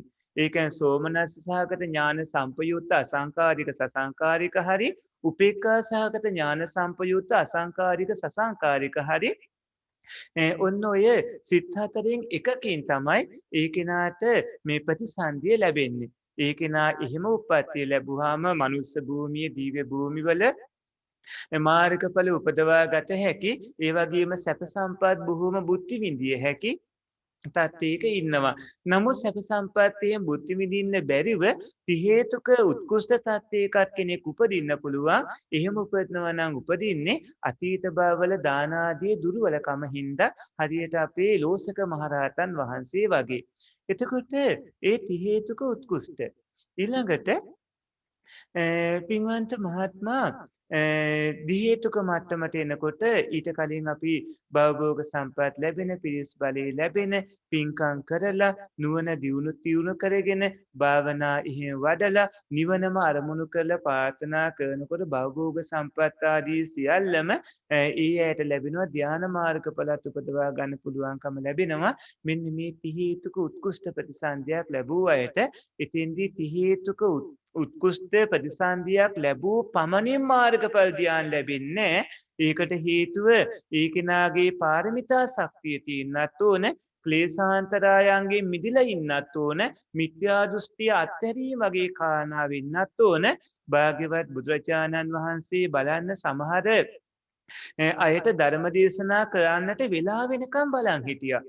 බුදුරජාණන් වහන්සේ නියමිත වෙලාවේ එන්න කලින් ධර්ම දේශනා කළේ නැහැ. නියමිත වෙලාව එනකන් නියමිත වෙලාව ආවට පස්සේ තමයි ධර්ම දේශනා කළේ. එහෙම නැත්නම් ති හේතුකව ඉන්නවා, කෙලෙස් බරව තියෙනවා, විවිධ දෘෂ්ටි තියෙනවා. භාග්‍යවත් බුදුරජාණන් වහන්සේ ඒ අයව දීර්ඝ ධර්ම දේශනාවකින් පියවරෙන් පියවර ඒ අයගේ ඥානෙ දියුණු කරවන්න සලස්වගෙන දේශනාව සානය වෙනකොට මාර්ගඵල උපදවා ගන්න පුළුවන් විදිහට සාමුක්ඛංශික දේශනා වගේ දේශනා කරනවා. ඒක එක්කේ පුද්ගලයානුව වෙනස් වෙනවා. ති හේතුක උත්කෘෂ්ඨ ප්‍රතිසන්දියක් ලැබුව පමණින් ධ්‍යාන මාර්ගඵල උපදවා ගන්න බෑ. ති හේතුක උත්කෘෂ්ඨ ප්‍රතිසන්දියක් ලැබුවොත් විතරයි ධ්‍යාන මාර්ගඵල උපදවා ගන්න පුළුවන්කම ලැබෙන්නේ. එවැනි ප්‍රතිසන්දියක් ඕනමයි. එවැනි ප්‍රතිසන්දියක් ලැබූ පමණින් ධ්‍යාන මාර්ගඵල උපදවා ගන්න බැරි පාරමිතා ශක්තිය දුර්වල හින්දායි. ඊළඟට නුවණ දියුණු වෙන්නේ නැතිව ස්වල්ප ඥානයක් ඇතිව කරන කුසලයට ලැබෙන්නේ ති හේතුක ප්‍රතිසන්දියක් නෙමේ, දි හේතුක උත්කෘෂ්ඨ මට්ටමක්. ඒක ඥාන සම්පයුත්තකම නැත්නම් අමෝහය කියන, ප්‍රඥින්දිය කියන ධර්මතාවයේ ඒ හේතුව ඒ ප්‍රතිසන්දි හිතේ ලැබෙන්නේ නැහැ. ඒ ප්‍රතිසන්දි සිතේ ඒ වෙනුවට ලැබෙන්නේ අලෝභය අදෝසය කියන හේතු දෙක ඒ හේතු දෙක ලැබෙන්නේ අර කිව්ව ති හේතුක ඕමක මට්ටමක සිත හින්දා ප්‍රතිසන්දියේදී ඔහොම වුණාට ජීවත් ඉද්දී ඒක වෙනස් වෙනවා ති හේතුක ඕමක සිතට ලැබෙන්නේ ති හේතුක ඕමක ප්‍රවෘත්ති විපාක වෙනවා ඒ වගේම තමයි පින්වත්නි දි හේතුක උත්කෘෂ්ඨ කිව්වහම දි හේතුක උත්කෘෂ්ඨ කියලා කියන්නේ ඒකෙනා අලෝභ අදෝස කියන හේතු දෙක ඇතුව ප්‍රබලව කරන හුඟක් වෙලාවට අන්‍යාගමික පිරිස් අතරේ එහෙම ලෝභයක් නැහැ ද්වේෂයකුත් නැහැ හැබැයි කර්මඵල විශ්වාස කිරීමකුත් නැහැ ඥාන සම්පයුක්ත බව නැහැ ලෝභේ නැහැ ද්වේෂේ නැහැ ඒ ඇත්ත අනිත් අයට උදව් උපකාර කරනවා කර්මඵල විශ්වාස කිරීමක් එහෙම නැහැ දෙවිවරු සතුටු කරන්න හරි එහෙම නැත්නම් ඒ විවිධාකාර යාගහෝම කටයුතු විදියට නැත්නම් කවුරු හරි කිව්ව හින්දා කරනවා හරි නැත්නම් කීර්ති ප්‍රශංසා සමාජයෙන් ඇති කරගන්න හරි අර වගේ කාරණා කරනවා එතකොට ලැබෙන්නේ දි හේතුක උත්කෘෂ්ඨ විපාකයක් සමහරවල් අලෝභයත් අදෝසයත් කියන හේතු දෙකම යෙදෙන්නේ නැතිව මේ අලෝභයත් අදෝසයත් කියන හේතු දෙකම යෙදෙනවා ඒක උත්කෘෂ්ඨව යෙදෙන්නේ නැතුව ඕමකව යෙදෙනවා ඒ කියන්නේ දුර්වලව තමයි යෙදෙන්නේ අලෝභය අදෝසයයි අලෝභය අදෝසය දුර්වලව යෙදුනට පස්සේ ඒ අය කරනවා යහපත් දේවල්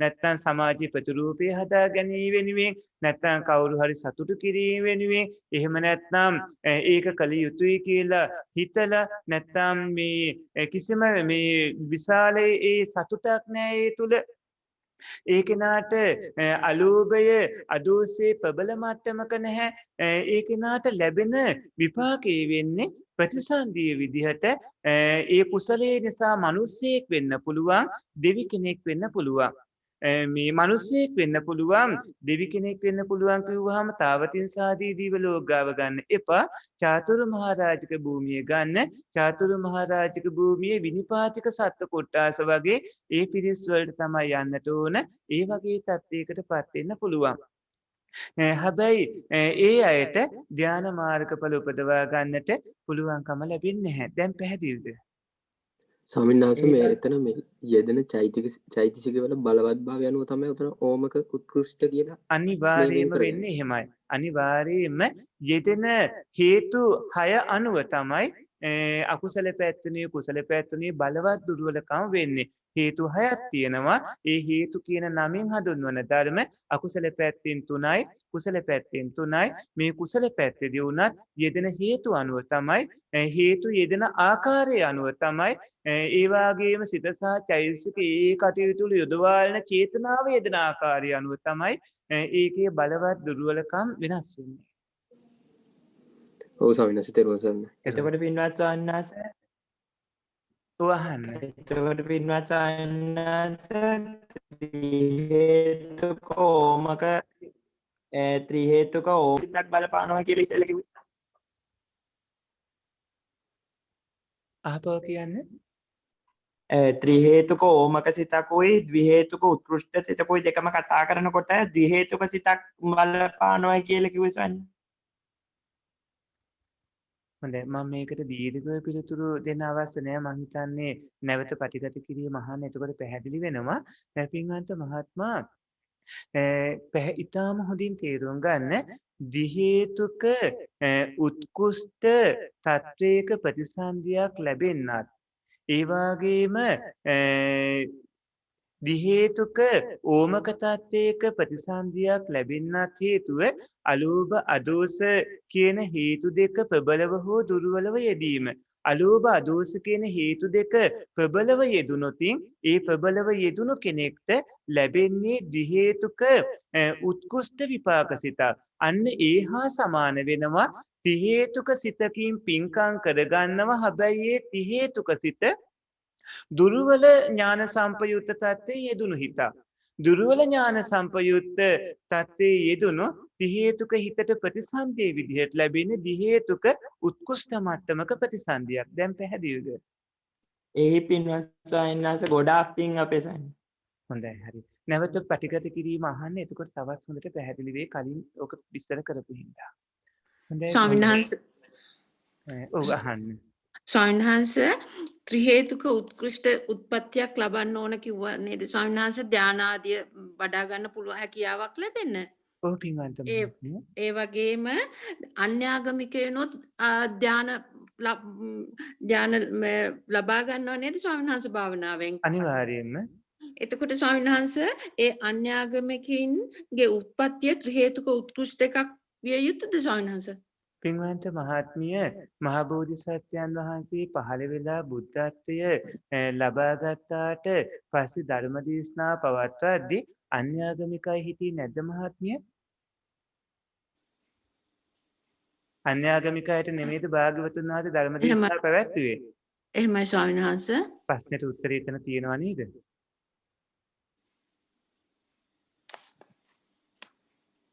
පින්වන්ත මහත්මිය අද වුණත් අන්‍යාගමික විවිධ තැන්වල කෙනෙක් උප්පත්තිය ලැබලා ඉන්න පුළුවනි.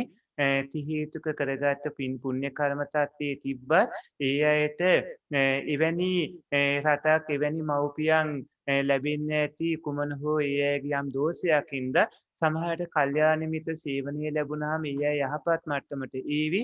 මේකයි ධර්ම දේශනා කරන ධර්ම ප්‍රචාරය කරන කියලා එහෙම කියන්නේ ඒ අයට මඟ පෙන්වීම ආදී විදිහට අන්‍යාගමික නැත්තම් දැන් සම්‍යක් දෘෂ්ටිය වෙනුවට මේ වෙලාවේ මිත්‍යා දෘෂ්ටියක් තියෙන පුළුවන්. නියත මිත්‍යා දෘෂ්ටිය නෙමෙයි.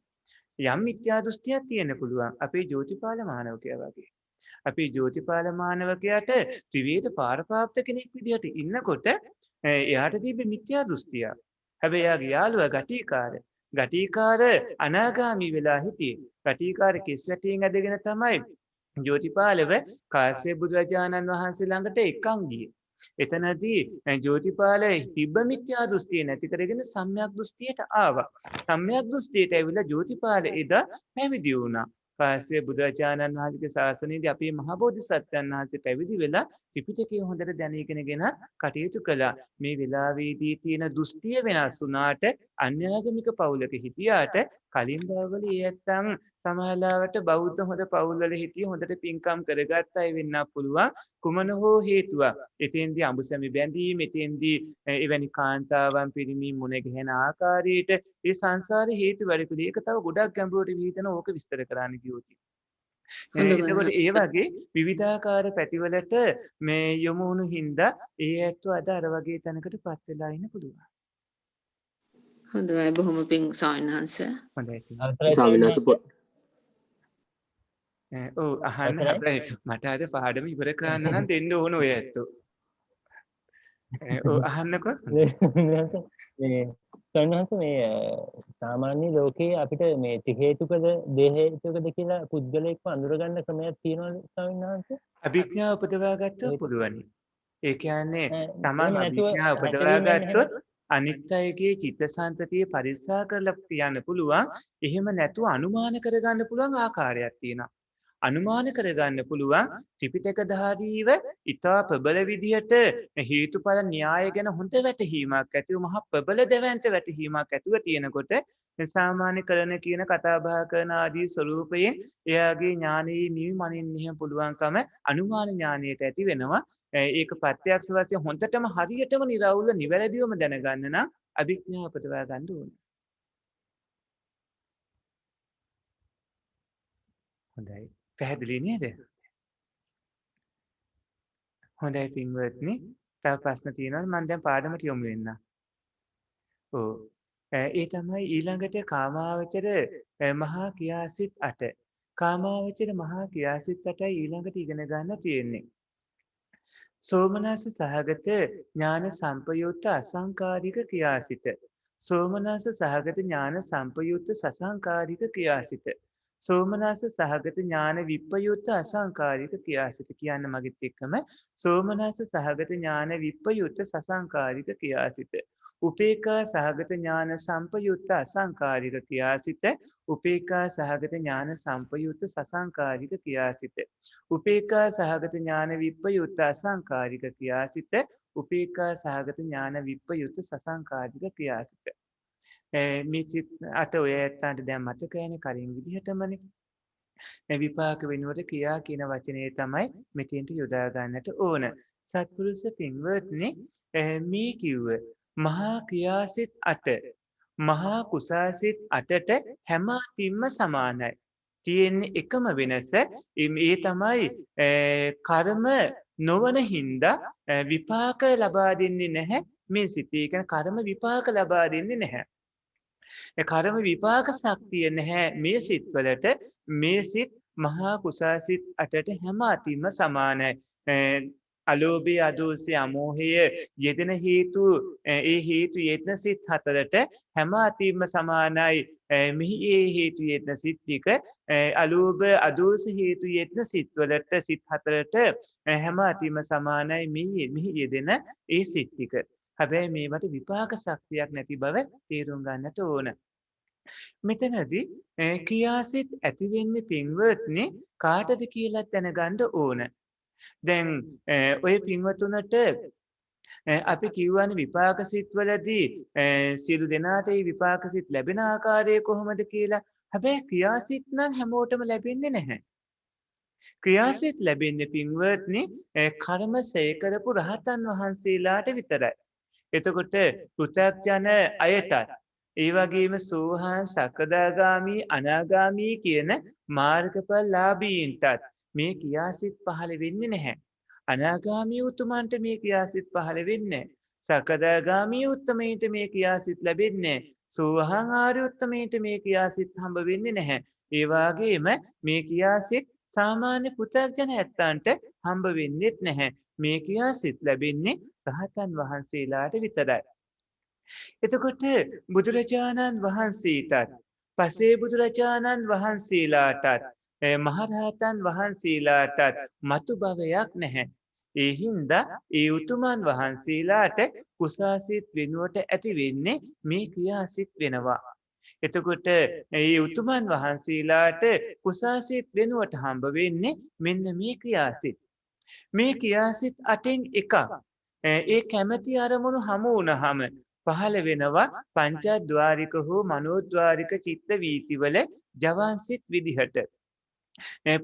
මේ බුදුරජාණන් වහන්සේලාට, පසේ බුදුරජාණන් වහන්සේලාට, මහරහතන් වහන්සේලාට පංචද්වාරික හෝ මනෝද්වාරික චිත්ත වීතිවල ජවන්සිත විදිහට කැමැති අකමැති අරමුණු හමු වෙනකොට මෙන්න මේ කුසාසිත වල ක්‍රියාසිත 8 පහළ වෙනවා.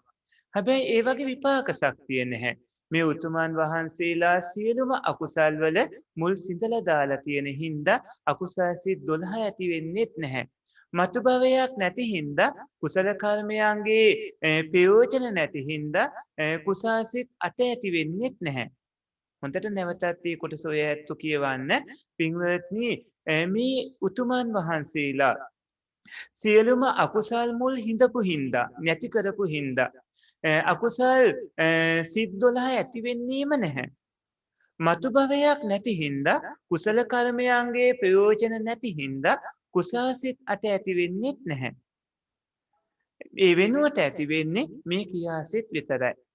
රහතන් වහන්සේලා සිහිනුවණින් යුක්තව යම් යම් කටයුතු කරද්දී ඥාන සම්පයුත්ත මහා ක්‍රියාසිතුත් ජවන්සිත විදිහට පහළ වෙනවා. ඒ කියන්නේ රහතන් වහන්සේලා සිහිනුවණින් යම් යම් කටයුතු කරද්දී ඥාන සම්පයුත්ත මහා ක්‍රියාසිත තමයි ලැබෙන්නේ ජවන්සිත විදිහට. පුරුද්දට වගේ යම් යම් කටයුතු කරනවනේ හරියට අර 500ක් විතර ආත්ම භාවවල උප්පත්තිය ලැබලා හිටිය රහතන් වහන්සේ නමක් පින්වත්නි මඩ වලකින් උඩින් පැනලා යනවනේ වැඩම කරනවනේ. එතකොට රහතන් වහන්සේ නමද්ද මේ කියලා අනිත් ස්වාමීන් වහන්සේලාට කතා බහක් ඇති වෙනවනේ. ඒ වගේ පුරුද්දට වගේ කටයුතු කරනවා. දැන් අපේ පිළිඳි වච්ච මහරහතන් වහන්සේගේ චෛත්‍යාපදානේ අපිට හම්බ වෙනවා වසලේ ආදී විදිහට ආමන්ත්‍රණය කරපු කම. ඒකට හේතුව දඹදිවම ලංකාවේ නෙමෙයි දඹදිවම.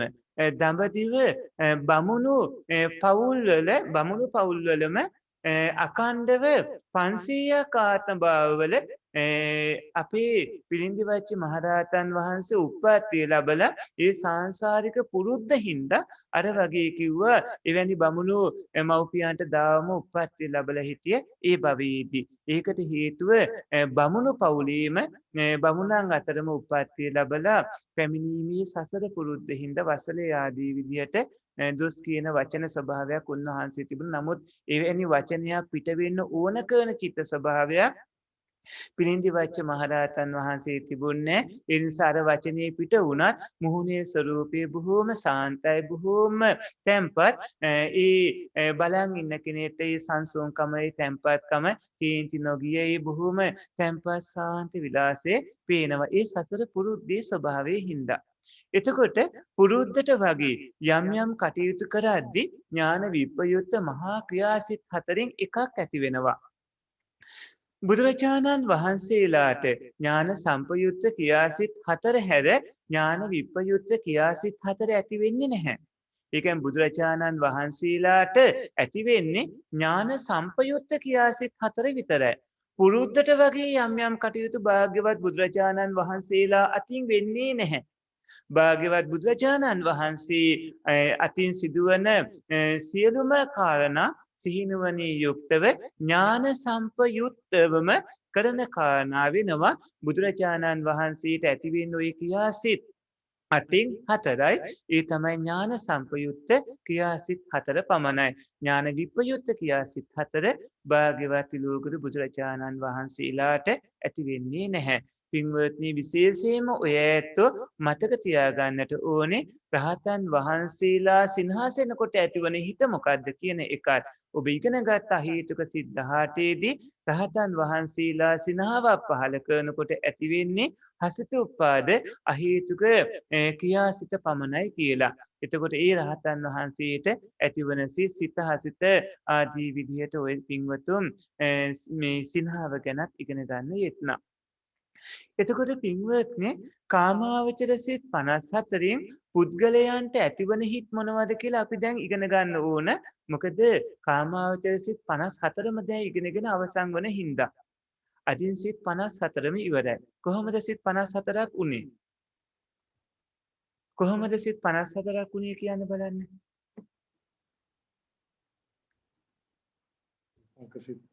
කොහොමද? අශෝභන සිත් 30යි, ශෝභන සිත් 24යි. අශෝභන සිත් 30යි, ශෝභන සිත් 24යි. එතකොට අශෝභන සිත් 30ට අයිති උනේ මොනවද? අකුසල් සිත් 12යි, අහේතුක සිත් 18. ශෝභන සිත් වලට අයිති උනේ කාමාවචර මහා කුසල් සිත්, මහා කාමාවචර විපාක සිත්, කාමාවචර ක්‍රියා සිත්. අහේතුක විදියට. හරි. එතකොට අකුසල් සිත් ඔක්කොම කීයද? 12යි. අහේතුක සිත් ඔක්කොම කීයද? 18යි. එතකොට කාමසෝබන සිත්වල කුසල් සිත් කීයද? 8යි. විපාක සිත් කීයද? 8යි. ක්‍රියා සිත් කීයද? 8යි. අහේතුක සිත් 18 අකුසල විපාක සිත් කීයද? 8යි. කුසල විපාක සිත් කීයද? 8යි. ක්‍රියා සිත් කීයද? 3යි. අකුසල සිත් 12 ලෝභ මූල සිත් කීයද? 8යි. දෝෂ මූල සිත් කීයද? 2යි. මෝහ මූල සිත් කීයද? 2යි. ඔය එතකොට ඔය අපි ඉගෙන ගත සිත් ඔක්කොම නරක තිරිසන් ප්‍රේත අසුර මනුස්ස චාතුරු මහරජික තාවතින්ස යාමතුස්ස නිර්මාරති පානිමිත වසවාති කියන මේ කාම භූමි 11 ජීවත් වන සත්වයින්ට වැඩි වශයෙන් ඇතිවන හිත් හින්දායි අපි මේ සිත් වලට කියන්නේ මොකද්ද නම? කාමාවචර සිත්. කාමාවචර සිත් කියලා. කාමාවචර සිත් ඔක්කොම කීයද? 54යි. 54යි. කාමාවචර සිත් 54යි අපි මේ ඉගෙනගෙන අවසන් වුණේ. එතෙන්දී බුදුරජාණන් වහන්සේට අහේතුක සිත් 18න් සිත් 18න් හසිතුපාදයේ හැර ඉතිරි සිත් 17ත් මහා විපාක සිත් 8න් ඥාන සම්පයුත්ත මහා බුදුරජාණන් වහන්සේට ලැබෙන සිත් ගැන මේ කියන්නේ පින්වත්නි. එතනදී මහා විපාක සිත් 8ත් එතනදී ඥාන සම්පයුත්ත මහා ක්‍රියාසිත 4ත් යන සිත් 29 ඇති වෙනවා. ඒ කියන්නේ අහේතුක සිත් 18න් හසිතුපාදී හැර ඉතිරි සිත් 17 හම්බ වෙනවා. මහා විපාක සිත් 8 ඥාන සම්පයුත්ත මහා ක්‍රියාසිත 4 කියන සිත් 29 ඇති වෙනවා. ඇතම් ආචාර්යවරු හසිතුපාදය ඥාන විප්‍රයුක්ත මහා ක්‍රියාසිත 4ත් ඇති වෙනවා කියලා කියනවා. මෙතන පුංචි මුද්‍රණ දෝෂයක් කියලා ওই විදිහට නෙමෙයි ඔය ඇත්තෝක තීරුම් ගන්න ඕන. පින්වත්නි අහේතුක සිත් 18න් හසිතුප්පාදේ හැර ඉතිරි සිත් 17 බුදුරජාණන් වහන්සේලාට ලැබෙනවා. ඒ වගේම මහා කාමසෝබන සිත්වල ක්‍රියා සිත්වලදී බුදුරජාණන් වහන්සේට මහ විපාක සිත් නෙමෙයි පින්වත්නි මේ ක්‍රියා සිත් විදිහට ගන්න අර විපාක සිත් කියලා ඔය ඇත්ත අනාගත විපාක සිත් විදිහට තීරුම් ගන්න එපා. අතීතයේ කරගත්ත කර්මයේ විපාක සිත් කියන කාරණාවට ඔය ඇත්තන්ට එන්න වෙනවා. මෙතනදී පින්වත්නි බුදුරජාණන් වහන්සේට ලැබෙන්නේ ක්‍රියාසිත. ඒ ක්‍රියාසිත වල ක්‍රියාසිත 4ක් තියෙනවා. ඒ තමයි ඥාන සම්පයුක්ත මහා ක්‍රියාසිත 4. ඇතම් ආචාර්යවරු හසිතුපාදයට ඥාන විප්‍රයුක්ත මහා ක්‍රියාසිත 4ක් ඇති වෙනවා කියලා කියනවා. ඒ නිසා තමයි අර විදිහට පින්වත්නි සඳහන් වෙලා තියෙන්නේ. රහතන් වහන්සේලාට ඇතිවන හිත්වලදී අහේතුක සිත් 18ත් මහා ක්‍රියාසිත 8ත් මහා විපාක සිත් 8ත් කියන සිත් 34 ඇති වෙනවා. අනාගාමී පුද්ගලයින්ට ditthිගත සම්පයුක්ත සිත් 4 ඇති වෙනවා. දෝමනස සිත් 2 ඇති වෙනවා. විචිකිච්ඡා සිත් ඇති වෙනවා. එතකොට අනාගාමී පුද්ගලයින්ට ditthිගත සම්පයුක්ත සිත් 4 ඒ වගේම දෝමනස සිත් 2 විචිකිච්ඡා සිත කියන සිත් 7 හැරෙන්න ඉතිරි මේ අකුසල සිත් 5 ඒ වගේම හසිතුපාදේ හැර අහේතුක සිත් 17ද මහා කුසල සිත් 8ද මහා විපාක සිත් 8ද කියන සිත් 38 තමයි ඇති වෙන්නේ.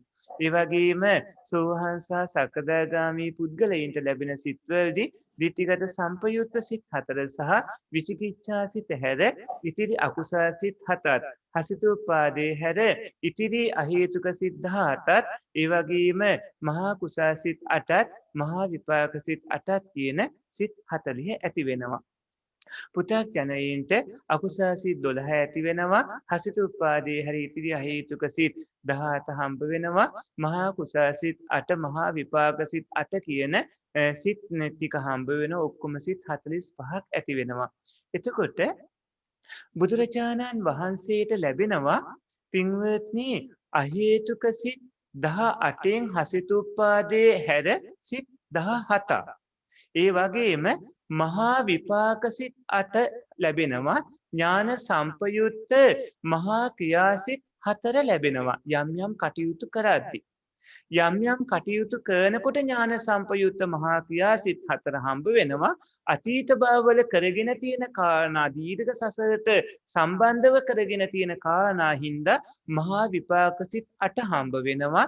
ඒ වගේම දීර්ඝ සසරට සම්බන්ධව කරගෙන තියෙන කාරණා හින්දා අහේතුක සිත් 18න් හසිතුපාදේ හැර ඉතුරු සිත් ටික ලැබෙනවා. ඒක වෙන්නේ පාරමිතා ස්වභාවාදී සාරා අසංගේ කල්පලස්ය පාරමීදම් පුරාගෙන ගමන් මගේ කර්ම විපාකාදී ස්වභාව නිසා. රහතන් වහන්සේලාට අහේතුක සිත් 18 මේ 18ම ලැබෙනවා. ඒ වගේම මහා ක්‍රියාසිත 8 ලැබෙනවා. මහා ක්‍රියාසිත 8 ලැබෙනවා. මහා විපාක සිත් 8ත් හම්බ වෙනවා. අතීත භවවලට අදාළ වෙහිම ඒ කර්මවල විපාක විදිහට සිත හම්බ වෙනවා. නමුත් වර්තමානයේදී ඒ ක්‍රියාවන් සිද්ධ කරනකොට ඇති වෙන්නේ මහා ක්‍රියාසිත 8යි. ඒ සිත් 34 හම්බ වෙනවා. අනාගාමී පුද්ගලයින්ට පින්වත්නි අකුසල සිත් වලදී ditthිගත සම්පයුක්ත සිත් 4ක් දෝමනස සිත් 2ක් විචිකිච්ඡා සිතක් කියන සිත් 7 නැති වෙනවා. ඒකට හේතුව තමයි අනාගාමී වෙනකොට පින්වත්නි කාමරාගයේ පටිගේ නැත්තටම නැති කරපු හින්දා අනාගාමී පුද්ගලයන්ට ලැබෙන්නේ නැහැ මිත්‍යා දෘෂ්ටිය සමග යෙත්න සිත් 4 ඒව නැති කරලා තියෙන්නේ. පටිගේ සමග දේශේ සමග යෙත්න සිත් 2 නැති කරලා තියෙන්නේ. ඒ වගේම බුද්ධ ආදී අටතන්හි සැකේ කියන සිතත් නැති කරලා තියෙන්නේ. ඒ සිත් 7 හම්බ වෙන්නේ නැහැ. ඉතිරි අකුසල සිත් 5 හම්බ වෙනවා. මේ ලැබෙනවා. හසිතුප්පාදේ ලැබෙන්නේ නැහැ. රහත් වෙලා නැති හින්දා අහේතුක සිත් 17 ලැබෙනවා. මහා කුසල සිත් 8 ලැබෙනවා. මහා විපාක සිත් 8 හම්බ වෙනවා. මේ විදිහට සිත් 38ක් හම්බ වෙනවා. ඒ වගේම සෝවාන් උතුමන්ට සහ සකදාගාමී උතුමන්ට ලැබෙන්නේ දිට්ඨිගත මේ සිත් ස්වභාවය මෙහිමයි. දිට්ඨිගත සම්පයුත්ත සිත් 4යි විචිකිච්ඡා සම්පයුත්ත සිතයි ලැබෙන්නේ නැහැ. ඒකට හේතුව මිත්‍යා දෘෂ්ටිය සමග යෙත්න සිතයි බුද්ධ ආදී අටතැන්හි සැක කිරීමේ සිතයි කියන ඒ සිත් ටික හම්බ වෙන්නේ. ඉතිරි අකුසල් සිත් 7ම ලැබෙනවා. ඒ වගේම හසිතෝපාදී ලැබෙන්නේ රහත් වෙලා නැති හින්දා ඉතිරි අහේතුක සිත් 17ම හම්බ වෙනවා. මහා කුසල් සිත් 8 මහා විපාක සිත් 8 කියන සිත් 40ම ලැබෙනවා. සාමාන්‍ය පුතග්ජනයින්ට දීර්ඝ සංසාරي ගසාගෙන යන සාමාන්‍ය අන්ධබාල පුතග්ජනයින්ට පින්වත්නි ලෝභය මෝහයේ යෙදෙන සිත් 8ම ලැබෙනවා. දෝෂය මෝහයේ යෙදෙන සිත් 2ම ලැබෙනවා. ඒ වාගේ මෝහයේ විතරක් යෙදෙන සිත් 2ම ලැබෙනවා. ඒ වගේම පින්වත්නි අකුසල් සිත් 12ම ලැබෙනවා. දැන් ඔබට ඉතා පැහැදිලිව දැනෙනවා ඇති රහත් වෙනකොට අකුසල් සිත් 12 නැත්තටම නැති වෙනවා කියලා. එතකොට රහතන් වහන්සේ නමක් දැනහන්නා ගන්නකොට මෙවැනි සිත් ස්වභාවයට අදාළ සතුන් මැරීම, සොරකම් කිරීම, කාමයේ වාදවා හැසිරීම, බොරු කීම, කේලාම් කීම, ඒ වගේම සැරපවස තෝ යකෝ ආදී විදිහට සැරපවස ආමන්ත්‍රණය, ඒ වගේම වැඩ කරන්න නැති හිස් කතා කිරීම, ඒ වගේම දැඩි ලෝභය, කේන්තියම, ව්‍යාපාදේ, මිත්‍යා දෘෂ්ටිය කියන පින්වත්නි දස අකුසල කර්මපතයන් කෙරෙන අකුසල් සිත් 12 රහත් වෙනකොට නැත්තටම නැති වෙලා ගිහිලා තියෙන හින්දා දස අකුසල කර්මපතයෙන් කිසිවක් රහතන් වහන්සේ නමක් අතින් වෙන්නේ නැහැ. පුතග්ජනයින්ට අකුසල් සිත් 12ම හම්බ වෙනවා. හසිතෝපාදී හැරි ඉතිරි අහේතුක සිත් 17 හම්බ වෙනවා. මහා කුසල් සිත් 8 ලැබෙනවා. මහා විපාක සිත් 8 ලැබෙනවා. සිත් 45ක් පුතග්ජනයින්ට ලැබෙනවා. දැන් ඔය ඇත්තන්ට ඔය සිත් ටික ලැබෙනවද නැද්ද ඔබ මොන වගේ තත්වයකද ඉන්නේ කියලා දැනගන්න පුළුවන්කම ලැබෙනවා. ඔන්න දැන් ඔබෙන් මම ප්‍රශ්න අහනවා. දැන් මගෙන් ප්‍රශ්න ඇහුවා. පින්වත්නි ඔබ ඔය ඇත්ත කියන්න බලන්න ලෝභ මූල සිත් 8 කටපාඩමේ සෝමනස්ස සහගත දිට්ඨිගත සම්පයුක්ත අසංකාරික සිත. සෝමනස්ස සහගත දිට්ඨිගත සම්පයුක්ත සසංකාරික සිත. සෝමනස්ස සහගත දිට්ඨිගත විප්‍රයුක්ත අසංකාරික සිත. 4 සෝමනස්ස සහගත දිට්ඨිගත විප්‍රයුක්ත අසංකාරික සිත. 5 උපේක්ඛා සහගත දිට්ඨිගත සම්පයුක්ත අසංකාරික සිත. 6 උපේක්ඛා සහගත දිට්ඨිගත සම්පයුක්ත සසංකාරික සිත.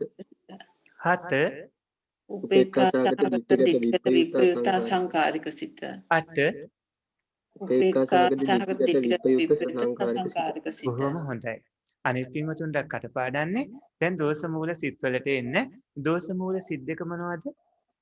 දෝමනස්ස සහගත පටික සම්පයුක්ත අසංකාරික සිත. සසංකාරික සිත. දෝමනස්ස සහගත පටික සම්පයුක්ත සසංකාරික සිත. මෝහ මූල සිත් දෙක උපේක්ඛා සහගත විචිකිච්ඡා සම්පයුක්ත සිත. විචිකිච්ඡා සම්පයුක්ත සිත. ඊළඟ උද්ධච්ච විචිකිච්ඡා. හොඳයි. ඊළඟට පින්වත්නි දැන් ඔය අකුසල සිත් 12 ඉගෙන ගත්තේ. දැන් අහේතුක සිත්වල අකුසලයන්ගේ විපාක විදිහට ලැබෙන හේතු මොනවත්? හේතු කියන නමින් හඳුන්වන චෛතසික මොනවත් ඉදින්නේ නැති හිත් 7 කියන්න බාන. 1 උපේක්ඛා සහගත 2 උපේක්ඛා සහගත 3 උපේක්ඛා සහගත ඥාන විඥානය. 4 උපේක්ඛා සහගත ජීවහා විඥාන සිත. 5 දුක්ඛ සහගත කාය විඥාන සිත. 6 උපේක්ඛා සහගත සම්පටිච්ඡන සිත. 7 උපේක්ඛා සහගත සම්තීරණ සිත. හොඳයි. දැන් පින්වත්නි කුසල විපාක විදිහට ලැබෙන හේතු යෙදෙන්නේ නැති සිත් 8 කියන්න බලන්න. 1 උපේක්ඛා සහගත චක්කු විඥාන සිත. 2 උපේක්ඛා සහගත සෝත විඥාන සිත. සෝත විඥාන සිත. 3 උපේක්ඛා සහගත ඥාන විඥාන. 4 උපේක්ඛා සහගත ජීවහා විඥාන සිත. 5 සුඛ සහගත කාය විඥානය. 6 උපේක්ඛා සහගත සම්පටිච්ඡන සිත. 7 සෝමනස්ස සහගත සම්තීරණ සිත. 8 උපේක්ඛා සහගත සම්තීරණ සිත. හොඳයි පින්වත්නි ක්‍රියාසිට වලින් ඔය ඇත්තු කියන්න බලන්න ක්‍රියාසිට තුනක් තියෙනවානේ එක උපේක්ඛාසගත පංචද්වාර වජ්ජනය වජ්ජන සිත දෙක උපේක්ඛාසගත උපේක්ඛාසගත මනෝද්වාර වජ්ජනය මනෝද්වාර වජ්ජන සිත තුන සෝමනස්සගත හසිත උප්පාද සිත හොඳයි ඔය සිත් 30ට කියන නම් මොකද්ද අශෝභන සිත් අසෝබන සිත අශෝභන සිත් ඇයි අශෝභන කියන නම කියන්නේ ශෝභන චෛසිකය සෝබන යෙදෙන්නේ චෛතසිකයන් යෙදෙන්නේ නැති නිසා හොඳයි දැන් එතකොට සෝබන චෛසික යෙදෙන සිත් වලට ඊට පස්සේ අපි එනවා එතනදී ඔය ඇත්ත ඔක්කොම කාම සෝබන සිත් 24ක් මේ කටපාඩම් කරගත්තා එයින් කුසල් සිත් 8 පින්වත්නි ඔය පුණ්‍යවන්තයෝ ඉගෙන ගත්තා එක සෝමනස්ස සාගත දිට්ඨික ඥාන සම්පයුක්ත අසංකාරික සිත දෙක සෝමනස්ස සහගත ඥාන සම්පයුක්ත සසංකාරික සිත තුන සෝමනස්ස සාගත ඥාන විපයුක්ත අසංකාරික සංකාරික සිත හතර සෝමනස්ස සාගත ඥාන විපයුක්ත විප්‍රේත සසංකාරික සිත පහ උපේක්ඛා උපේක්ඛාසගත ඥාන සම්පයුක්ත අසංකාරික හය උපේක්ඛා උපේක්ඛාසගත ඥාන සහගත සම්පයුක්ත සසංකාරික සිත හත උපේක්ඛා සහගත ඥාන ඥාන විප්‍රයුක්ත විප්‍රයුක්ත අසංකාරික සිත අට උපේක්ඛා සහගත ඥාන විප්‍රයුක්ත සසංකාරික සිත විපාක සිත් වෙන්නේ ඇයි විපාක සිතෙන්නේ කුසල විපාකයන්ගේ ඒ කියන්නේ විපාක සිත් වෙන්නේ මේ හැම කුසල සිතකටම විපාකයක් වෙන හින්දා නේද? එතකොට මේ හැම අතින්ම ඒ සිතට සමානයි. ඒ වගේ විපාක සිත් ඔක්කොම කීයක් තියෙනවද? 8ක් තියෙනවා. එතකොට ක්‍රියාසිතුත් ඒ වගේ කීයක් තියෙනවද? 8ක් තියෙනවා. වෙනස මොකද්ද මේ කුසල සිත් 8ටත් විපාක සිත් වලටත් වඩා වෙනස් වෙන්නේ ඒ ක්‍රියාසිත? චෛතසිකවල මොකක් හරි වෙනසක් තියෙනවා. ඉතින් ඒක අනිවාර්යයෙන්. චෛතසිකවල වෙනසක් තියෙනවා නැත්නම් රහත් වුණු ඒ ක්‍රියාසිත රහතන් වහන්සේලාට පමණයි. රහතන් වහන්සේලාට පමණයි. පමණයි වෙන්නේ. එතකොට රහතන් වහන්සේලාට පමණක් ඇතිවන ඒ හිත් වලින් භාග්‍යවත් ලෝකවල බුදුරජාණන් වහන්සේට හිත් කීයක් හම්බ වෙනවද? ඥාන සම්පයුක්ත සිත් 4යි. ඥාන සම්පයුක්ත සිත් 4ක් හම්බ වෙනවා. එතකොට බුදුරජාණන් වහන්සේට මේ කිව්ව කාමාවචර සිත් 54න් සිත් කීයක් හම්බ වෙනවද? සිත් 29ක් ලැබෙනවා. එතකොට රහතන් වහන්සේලාට මේ කාමාවචර සිත් 54න් කීයක් ලැබෙනවද? 34ක් ලැබෙනවා. අනාගාමී උත්තමයන්ට මේ සිත් වලින් කීයක් ලැබෙනවද? 38. සිත් 38ක් හම්බ වෙනවා. සෝවාන් සහ සකදාගාමී උතුමන්ට මේ සිත් වලින් කීයක් හම්බ වෙනවද? 40. එතකොට සෝවාන් වෙච්ච කෙනෙක්ට පුළුවන්ද ධර්ම අවබෝධය ලබා දෙන්න තව කෙනෙක්ට? බැරිකම නැහැනේ. එහෙමයි හම් ඒක සර්වඥතා ඥානෙ ලැබෙනවා. නෑ සම්පූර්ණයෙන් දෙන්නේ. ඒක බුදුරජාණන් වහන්සේට හැම අතින්ම සමාන වෙන්නේ කොහොමද මේ සෝවාන් සක්කදාගාමී වෙච්ච කෙනා මේ කවදාවත් කරන්නේ? වෙන්නේ සමානකමක් වෙනවද? නෑ කවදාවත් වෙන්නේ. කිසිසේත්ම නැහැ. එතකොට ඒ කෙනාට තමන් කමටහන් ලබාගත් මාර්ගය නැත්තම් අහලා දැනගත්ත මාර්ගය තව කෙනෙක්ට කියලා දෙන්න පුළුවන්. ඒ අහලා දැනගත්ත මාර්ගය අහලා දැනගන්න වෙන්නේ කාගෙන්ද? භාග්‍යවතුන් වහන්සේ නැත්තම් අපේ පින්වර තථාගතයන්න් වහන්සේ ඒ ධර්මයේ අපිට දැනගන්න දේශනා කරපු තැන සුරක්ෂිතව තියෙන්නේ කොහෙද? ත්‍රිපිටකයේ තුල.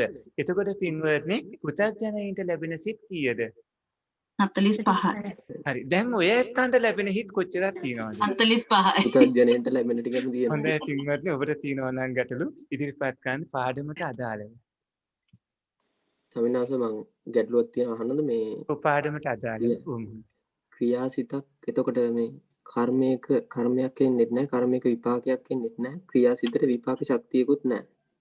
එතකොට කාමාවචර විපාක සිතක් පෙර කරපු කර්මයක විපාකයක් එනවා. එතකොට මේ විපාක සිතට ඒ තවත් විපාකයක් ලබන්නේ ශක්තියක් නැහැ නේද? අනිවාර්යයෙන්ම පින්වන්ත මහත්මයා හිතන්නකො ක්‍රියාසිතක් වෙනකොට ක්‍රියාසිතක හේතු මොනවද තියෙන්නේ? ක්‍රියාසිතක හේතු මොනවද තියෙන්නේ? අලෝභ දෝෂ අමෝහ. අලෝභ දෝෂ අමෝහ කියන හේතු යෙදෙන්න ඕන. එතකොට එහෙම හේතු යෙදෙන්න නම් එහෙම හේතු යෙදෙන විදිහේ හිතක් එයාට ලැබෙන්න ඕනේ නැද්ද? හිතක් ලැබෙන්න ඕන. එතකොට ඒ හිත ලැබෙන්නේ ඒ පින්බර උත්තමයාණන් වහන්සේට හේතුවක් නැතුවද හේතුවක් ඇතුවද? ඒ කියන්නේ යම් විපාකයක් ලැබෙන විදිහට අතීත කර්ම කරගෙන තියෙන හින්දා නැති හින්දාද? කරගෙන තියෙන හින්දා. එතකොට කරගෙන තියෙන හිතට ලැබෙන හිත මොකද්ද? විපාකසිත. එතකොට මේ විපාකසිත එහෙම ලැබෙනකොට ඒ විපාකසිතේ වර්තමාන හේතු යෙදෙමින් පවතින ඒ ස්වභාවයේ එක්ක මේ ලෙදෙන හේතු ස්වභාවයත් එක්ක ගත්තාම ඒක වෙන්නේ නැවත අනාගතයට කර්ම වැඩ පිළිවෙල හැදෙන හිතක්ද නැති හිතක්ද? රහතන් වහන්සේ නමක් නම් නොහැදෙන සිත. එතකොට ඒක අයිති වෙන්නේ මොකටද? ක්‍රියාසිත. ක්‍රියාසිත. නිරවුලුණාද? හරි ස්වාමීනාස් හරි. පින්වත්නි දැන් ඔය ඇත්තන්ට තව ගැටලුවක් ලියන්න ඕන. එහි ඔබට මෞපිය උපස්ථාන අබුසම යුතුයකම් ඒ වගේම මංගල සූත්‍ර, ව්‍යග්ගපජ්ජ සූත්‍ර, ධම්මික පරාභව ආදී අනන පංච ඊට ධම් වගේ සූත්‍ර දේශනාවල තියෙන විදිහටම කටයුතු කරන්න කියලා අපි පුන පුනා කියන්නේ. ඇයි ඔය ඇත්තන්ට දසපාරමිතාදී පුරන්නේ කියලා පුන පුනා කියන්නේ? ඔය ඇත්තන්ට දැන් පේන්නේ නැද්ද රහත් වෙලා පිරිනිවන් පානකම් විපාක එනවා කියලා? එනවනේ අනිවාර්යයෙන්. ඉතින් ඔය ඇත්තෝ කවුරු හරි කියන දේ සරණ ගිහිල්ලා ඔබට ඕන ටික කරගන්න නැතුව හිටියොත් ඔබට වෙන්නේ මොනවද? ලැබෙන්නේ මොනවද? මහා ලාභයක් සිද්ධ වෙන්නේ පාඩුවක්. හොඳයි. දැන් අභිධර්ම ඉගෙන ගන්න කියන එකේ වටිනාකම් පේනවාද හැම පැත්තෙම? සාධ වටිනකම මුළු ජීවිතේටම ආවරණයක් ඒක ස්වාමීන් වහන්සේ. හොඳයි විකෘති වලට අහු වෙන්නේ නැහැ. ඔය අභිධර්මයේ ඔය ඇත්තන්ට මහනීය මාණික්කයක්. ඔය ඇත්ත හොඳට ඉගෙන ගන්න අපි ඉතාම සරලවයි මේ ගැඹුරු ධර්ම ඔබට දේශනා කරන්නේ. එහෙමනම් අදට පාඩම් මෙතකින් අවසන් කරනවා. සත්පුරුෂ පින්වත්නි, ඔය පුණ්‍යවන්තයෝ හැමදෙනාම අද දවසේදී අභිධර්මයේ ඉගෙන ගනිමින් බොහෝ පුණ්‍ය කුසල කර්ම රැස් කර ගන්නට යෙත්න අද ධර්ම දායකත්වයේ දරවි පින්වන්ත අපේ ධම්මී ගමගේ මහත්මානන් සහ දයාබර මහත්මිය සාන්ති ගමගේ මහත්මිය විසින් ඉදියමිය පුතුණුවන් ආදී පවුලේ පින්වතුන් විසින් අදත් අපට සම්පූර්ණ සහයෝගය ලබා දුන්නේ අපේ අපරැකේ පඤ්ඤාසාර පොඩි හාමුදුරන් වහන්සේ, ඒ වගේ අපේ අනිත් සිසු ස්වාමින් වහන්සේලා, කාර්ය මණ්ඩලයේ සියලු දෙනා, ඒ වගේම විවිධ රටවල් වල ඉඳීමේ ඔය පුණ්‍යවන්තයෝ අභිධර්මයේ අදත් ඉගෙන ගන්නට යෙත්න සත්පුරුෂ පින්වත්නි, මේ ජනිත වූ පුණ්‍ය ධර්මයෝ ඔය සත්පුරුෂයෝ නමින් ගිය පාදත්ූපජීවී අතීත සංසාරයට පවා සම්බන්ධ සංසාරික භව බැඳීම් තිබුණු අද පාදත්ූපජීවීව ඉන්න නෑදෑයිනට ඒකාන්තයෙන්ම අනුමෝදන් විත්වායි කියලා ඥාතීනට පින් අනුමෝදන් කරන්න. ඉදන් මේ ඥාතීන. ධම්මේ ඥාතීනං හෝතු සුඛිතා හොන්තු ඥාතයෝ. ඉදං වූ ඥාතීනං හෝතු සුඛිතා හොන්තු ඥාතයෝ.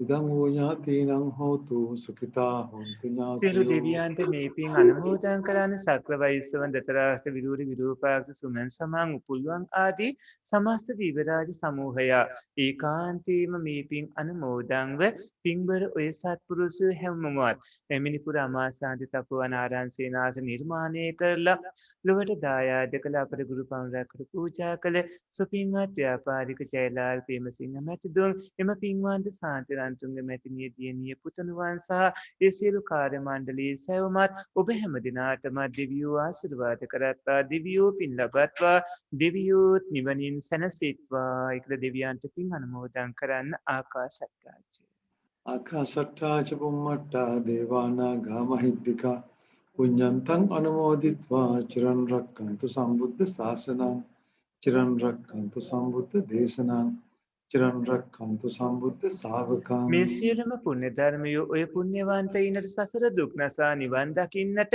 හේතු සම්පත්ම වේවායි කියලා නිවනම අරමුණු කරන්න. ඉදන් මේ පුඤ්ඤං ධම්මේ පුඤ්ඤං අසවක්ඛයා වහන් හෝතු වක්ඛ්‍යාවහං හෝතු මේ පින මේ පින නිවන් අවබෝධ වීම පිණිසම නිවන් අවබෝධ වීම පිණිසම හේතු වේවා. හේතු වේවා. මේ කුසලයේ බලයෙන් මේ කුසලයේ බලයෙන් නිවන් දකිනාතුරුම නිවන් දකිනාතුරුම පස්පව් දස අකුසල් කරන පස්පව් දස අකුසල් කරන බාලයින්ගේද බාලයින්ගේද අසත්පුරිසයින්ගේද පුරුෂයින්ගේද පාප මිත්‍රයින්ගේද පාප මිත්‍රයින්ගේද ආශ්‍රය නොලැබේවා. ආශ්‍රය නොලැබේවා. දානාදී පින්කම් කරන පින්කම් කරන සීලාදී අනන්ත ගුණ පුරන අනන්ත ගුණ පුරන විදර්ශනාදී දර්ශනාදී භාවනා වඩන සත්පුරිසයින්ගේද පුරුෂයින්ගේද කල්යාණ මිත්‍රයින්ගේද කල්යාණ මිත්‍රයින්ගේද බුද්ධාදී ආර්ය මහෝත්තමයින්ගේද ආර්ය මහෝත්තමයින්ගේද ආශ්‍රයම ලැබේවා. ආශ්‍රයම ලැබේවා. සත්පුරුෂ පින්වත්නි, ඔබටයි අපි ආශිර්වාද කරන්නේ විශේෂයෙන්ම මේ දුෂ්කර වසංගත සමේ සංඝරත්නයට මිනිපුර අමාසන් තපෝවනේ අපි වැඩ ඉන ස්ථාන වගේම අපේ යටතේ පාලනය වන තව ස්ථාන රාශියක් තියෙනවා. ඒ සියලුම අපේ සාකා මධ්‍යස්ථානවල වැඩ ඉන ස්වාමීන් වහන්සේට දානමාන පිළිබඳ විශාල ගැටලුවක් මතුවන මේ දුෂ්කර වසංගත සමයේ ඔය පින්වත්තුන්ගේ සඳහා සහභාගී වන්න යෙත්න ඒ සියලුම පුණ්‍යවන්තයෝ හැම දිනාටම අද අභිධර්ම දේශනා ශ්‍රවණය කළ සියලු පුණ්‍යවන්තයෝ සියලු දෙනාටම මේ පුණ්‍ය කර්මයේ කොටස් කරුණු සැමට තබන පියවරක් පාසා තුනුරුවන්ගේ ආශිර්වාදේ දිව්‍යාංග රැකවරණය ලැබේවා. නිදුක් නිරෝගී දීර්ඝායුෂම ලැබේවා.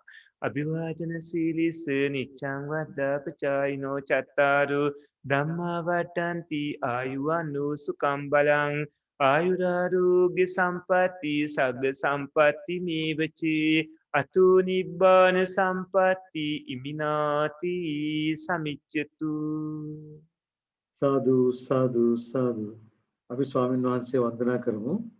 සීලවන්තං ගුණවන්තං පුඤ්ඤක්කෙතං අනුත්තරං දුර්ලභේන මයා ලද්දං පස්සිතුම් වන්තිතුම් වරං සාරිපුත්තාරි තේරාණං ආගතං පටිපාටියා සද්දා සීල දයා වාසං බුද්ධ පුත්තං නමාමහං. සාදු සාදු. පින්වත් ධම්මික මහත්මයා අවසරයි. වැඩමවදාළ පූජ්‍යපාද තපෝවනේ රතන ස්වාමීන් වහන්සේගෙන්ද පූජ්‍යපාද අපරක්කේ පඤ්ඤාසාර පොඩි ස්වාමීන් වහන්සේගෙන් අවසරයි.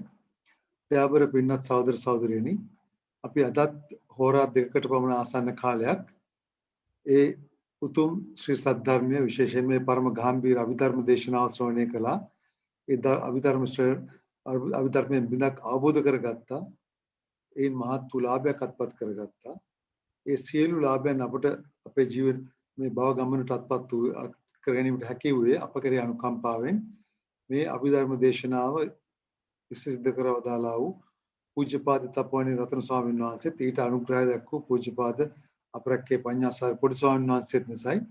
ඒ නිසා අප සියලු දෙනාම මේ අවස්ථාවේ එක්සිත එක්සත්ව අප සියලු දෙනා තිසරණ සහිත පංචශීලයේ සමාදන් වීමෙන් ඒ පරම ගාම්භීර අභිධර්මයේ ශ්‍රවණය කිරීමෙන් ධර්ම සාකච්ඡා පැවැත්වීමෙන් රැස් කරගත්තා වූ සීල කුසලාංශංසයෝ සීල පුණ්‍යාංශංසයෝ පූජ්‍යපාද තපෝවනේ රතන ස්වාමීන් වහන්සේටත් පූජ්‍යපාද අපරක්කේ පඤ්ඤාසාර පොඩි ස්වාමීන් වහන්සේට අනුමෝදන් කර සිටිමු. ඔබ දෙදෙනා වහන්සේලා විසින් කරගෙන යන්නා වූ සියලුම ශාසනික මෙහෙවර සිදු කිරීමට අවශ්‍ය ශක්තිය, ධෛර්යය, නිදුක් නිරෝගී සුවය චිරජීවනය සඳහා ඔබ දෙදෙනා වහන්සේලා පතන්නා වූ බෝධියකින් අමාමා නිර්වාණ සම්පත්තිය ලබා ගැනීම සඳහා අපරස් කරගත්තා වූ මේ සියලු කුසල් හේතු වාසනා වේවා. ඔබ දෙදෙනා වහන්සේලා මේ සියලු කුසල් අනුමෝදන් වෙත්වා. සාදු සාදු සාදු. සතු ඒ වගේම ඔබ දෙදෙනා වහන්සේලා මෙලොවට දායාද කර ශාසනයට පූජා කළ ඔබ දෙදෙනා වහන්සේලාගේ උතුම් දෙමාපියන් වහන්සේලාට ඔබ දෙදෙනා වහන්සේලාගේ සීලම ගුරු මෑණිවරුන්ට සීලම ගුරු පියවරුන්ට සීලම ගුරු ස්වාමීන් වහන්සේලාට සීලම කල්යාණ මිත්‍ර ස්වාමීන් වහන්සේලාට ඔබ දෙදෙනා වහන්සේ බලා කියා ගන්නා සීලම දායකකාරකාදීන්ට ඔබ දෙදෙනා වහන්සේලාගේ කල්යාණ මිත්‍ර සමාගම අපට අත්පත් කර දුන්නේ පින්වත් චන්දික ගමගේ පුතුණුවන්ට මේ පින්කම් මාලාවට සිතුවිලි මාත්‍රයකින් හෝ අනුග්‍රහ දක්වන්නා වූ සෑම සියලු දෙනාටමත් නිර්වාණ සම්පත්තිය ලබා ගැනීම සඳහා අපරස් කරගත්තා මේ සිල් කුසලාංශංශය හේතු වාසනා වේවායි ප්‍රාර්ථනා කරමු. සාදු සාදු සාදු. ඒ වගේම මේ අවස්ථාවේදී මිට ප්‍රථමයේදී අප කාගෙන් හෝ අප සියලු දෙනාගෙන්ම පූජ්‍යපාද අපවණේ රතන ස්වාමීන් වහන්සේට පූජ්‍යපාද අපරක්කේ පඤ්ඤාසාර පොඩි ස්වාමීන් වහන්සේට පොදුවේ මහා සංඝරත්නයටත් මොනෑම හෝ ආකාරයක වරදක් සිදු වී නම් මහා සංඝරත්නයෙන් අපට කමාව ලැබේවා. තමන් කමිතප්ප දෙවනුවද අපට කමාව ලැබේවා. කමිතප්ප දෙවනුවද අපට කමාව ලැබේවා. තමාම කමිතප්ප. සාදු සාදු සාදු. හොඳයි පින්වත්නි, ලබන ඉරිදත් මේ වෙලාවට මුණගැහිම අභිධර්ම පන්තියේ 11 වෙනි පාඩම සඳහා ඔය ඇත්තන්ට රූපාවචර සිත් තමයි ඉගෙන ගන්න තියෙන්නේ. හැම දිනාටම තෙරුවන් සරණයි. තෙරුවන් සරණයි. තෙරුවන් සරණයි. තෙරුවන් සරණයි.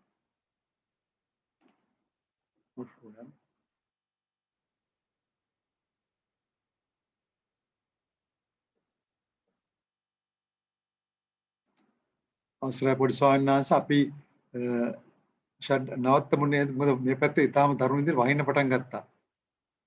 අවසරයි.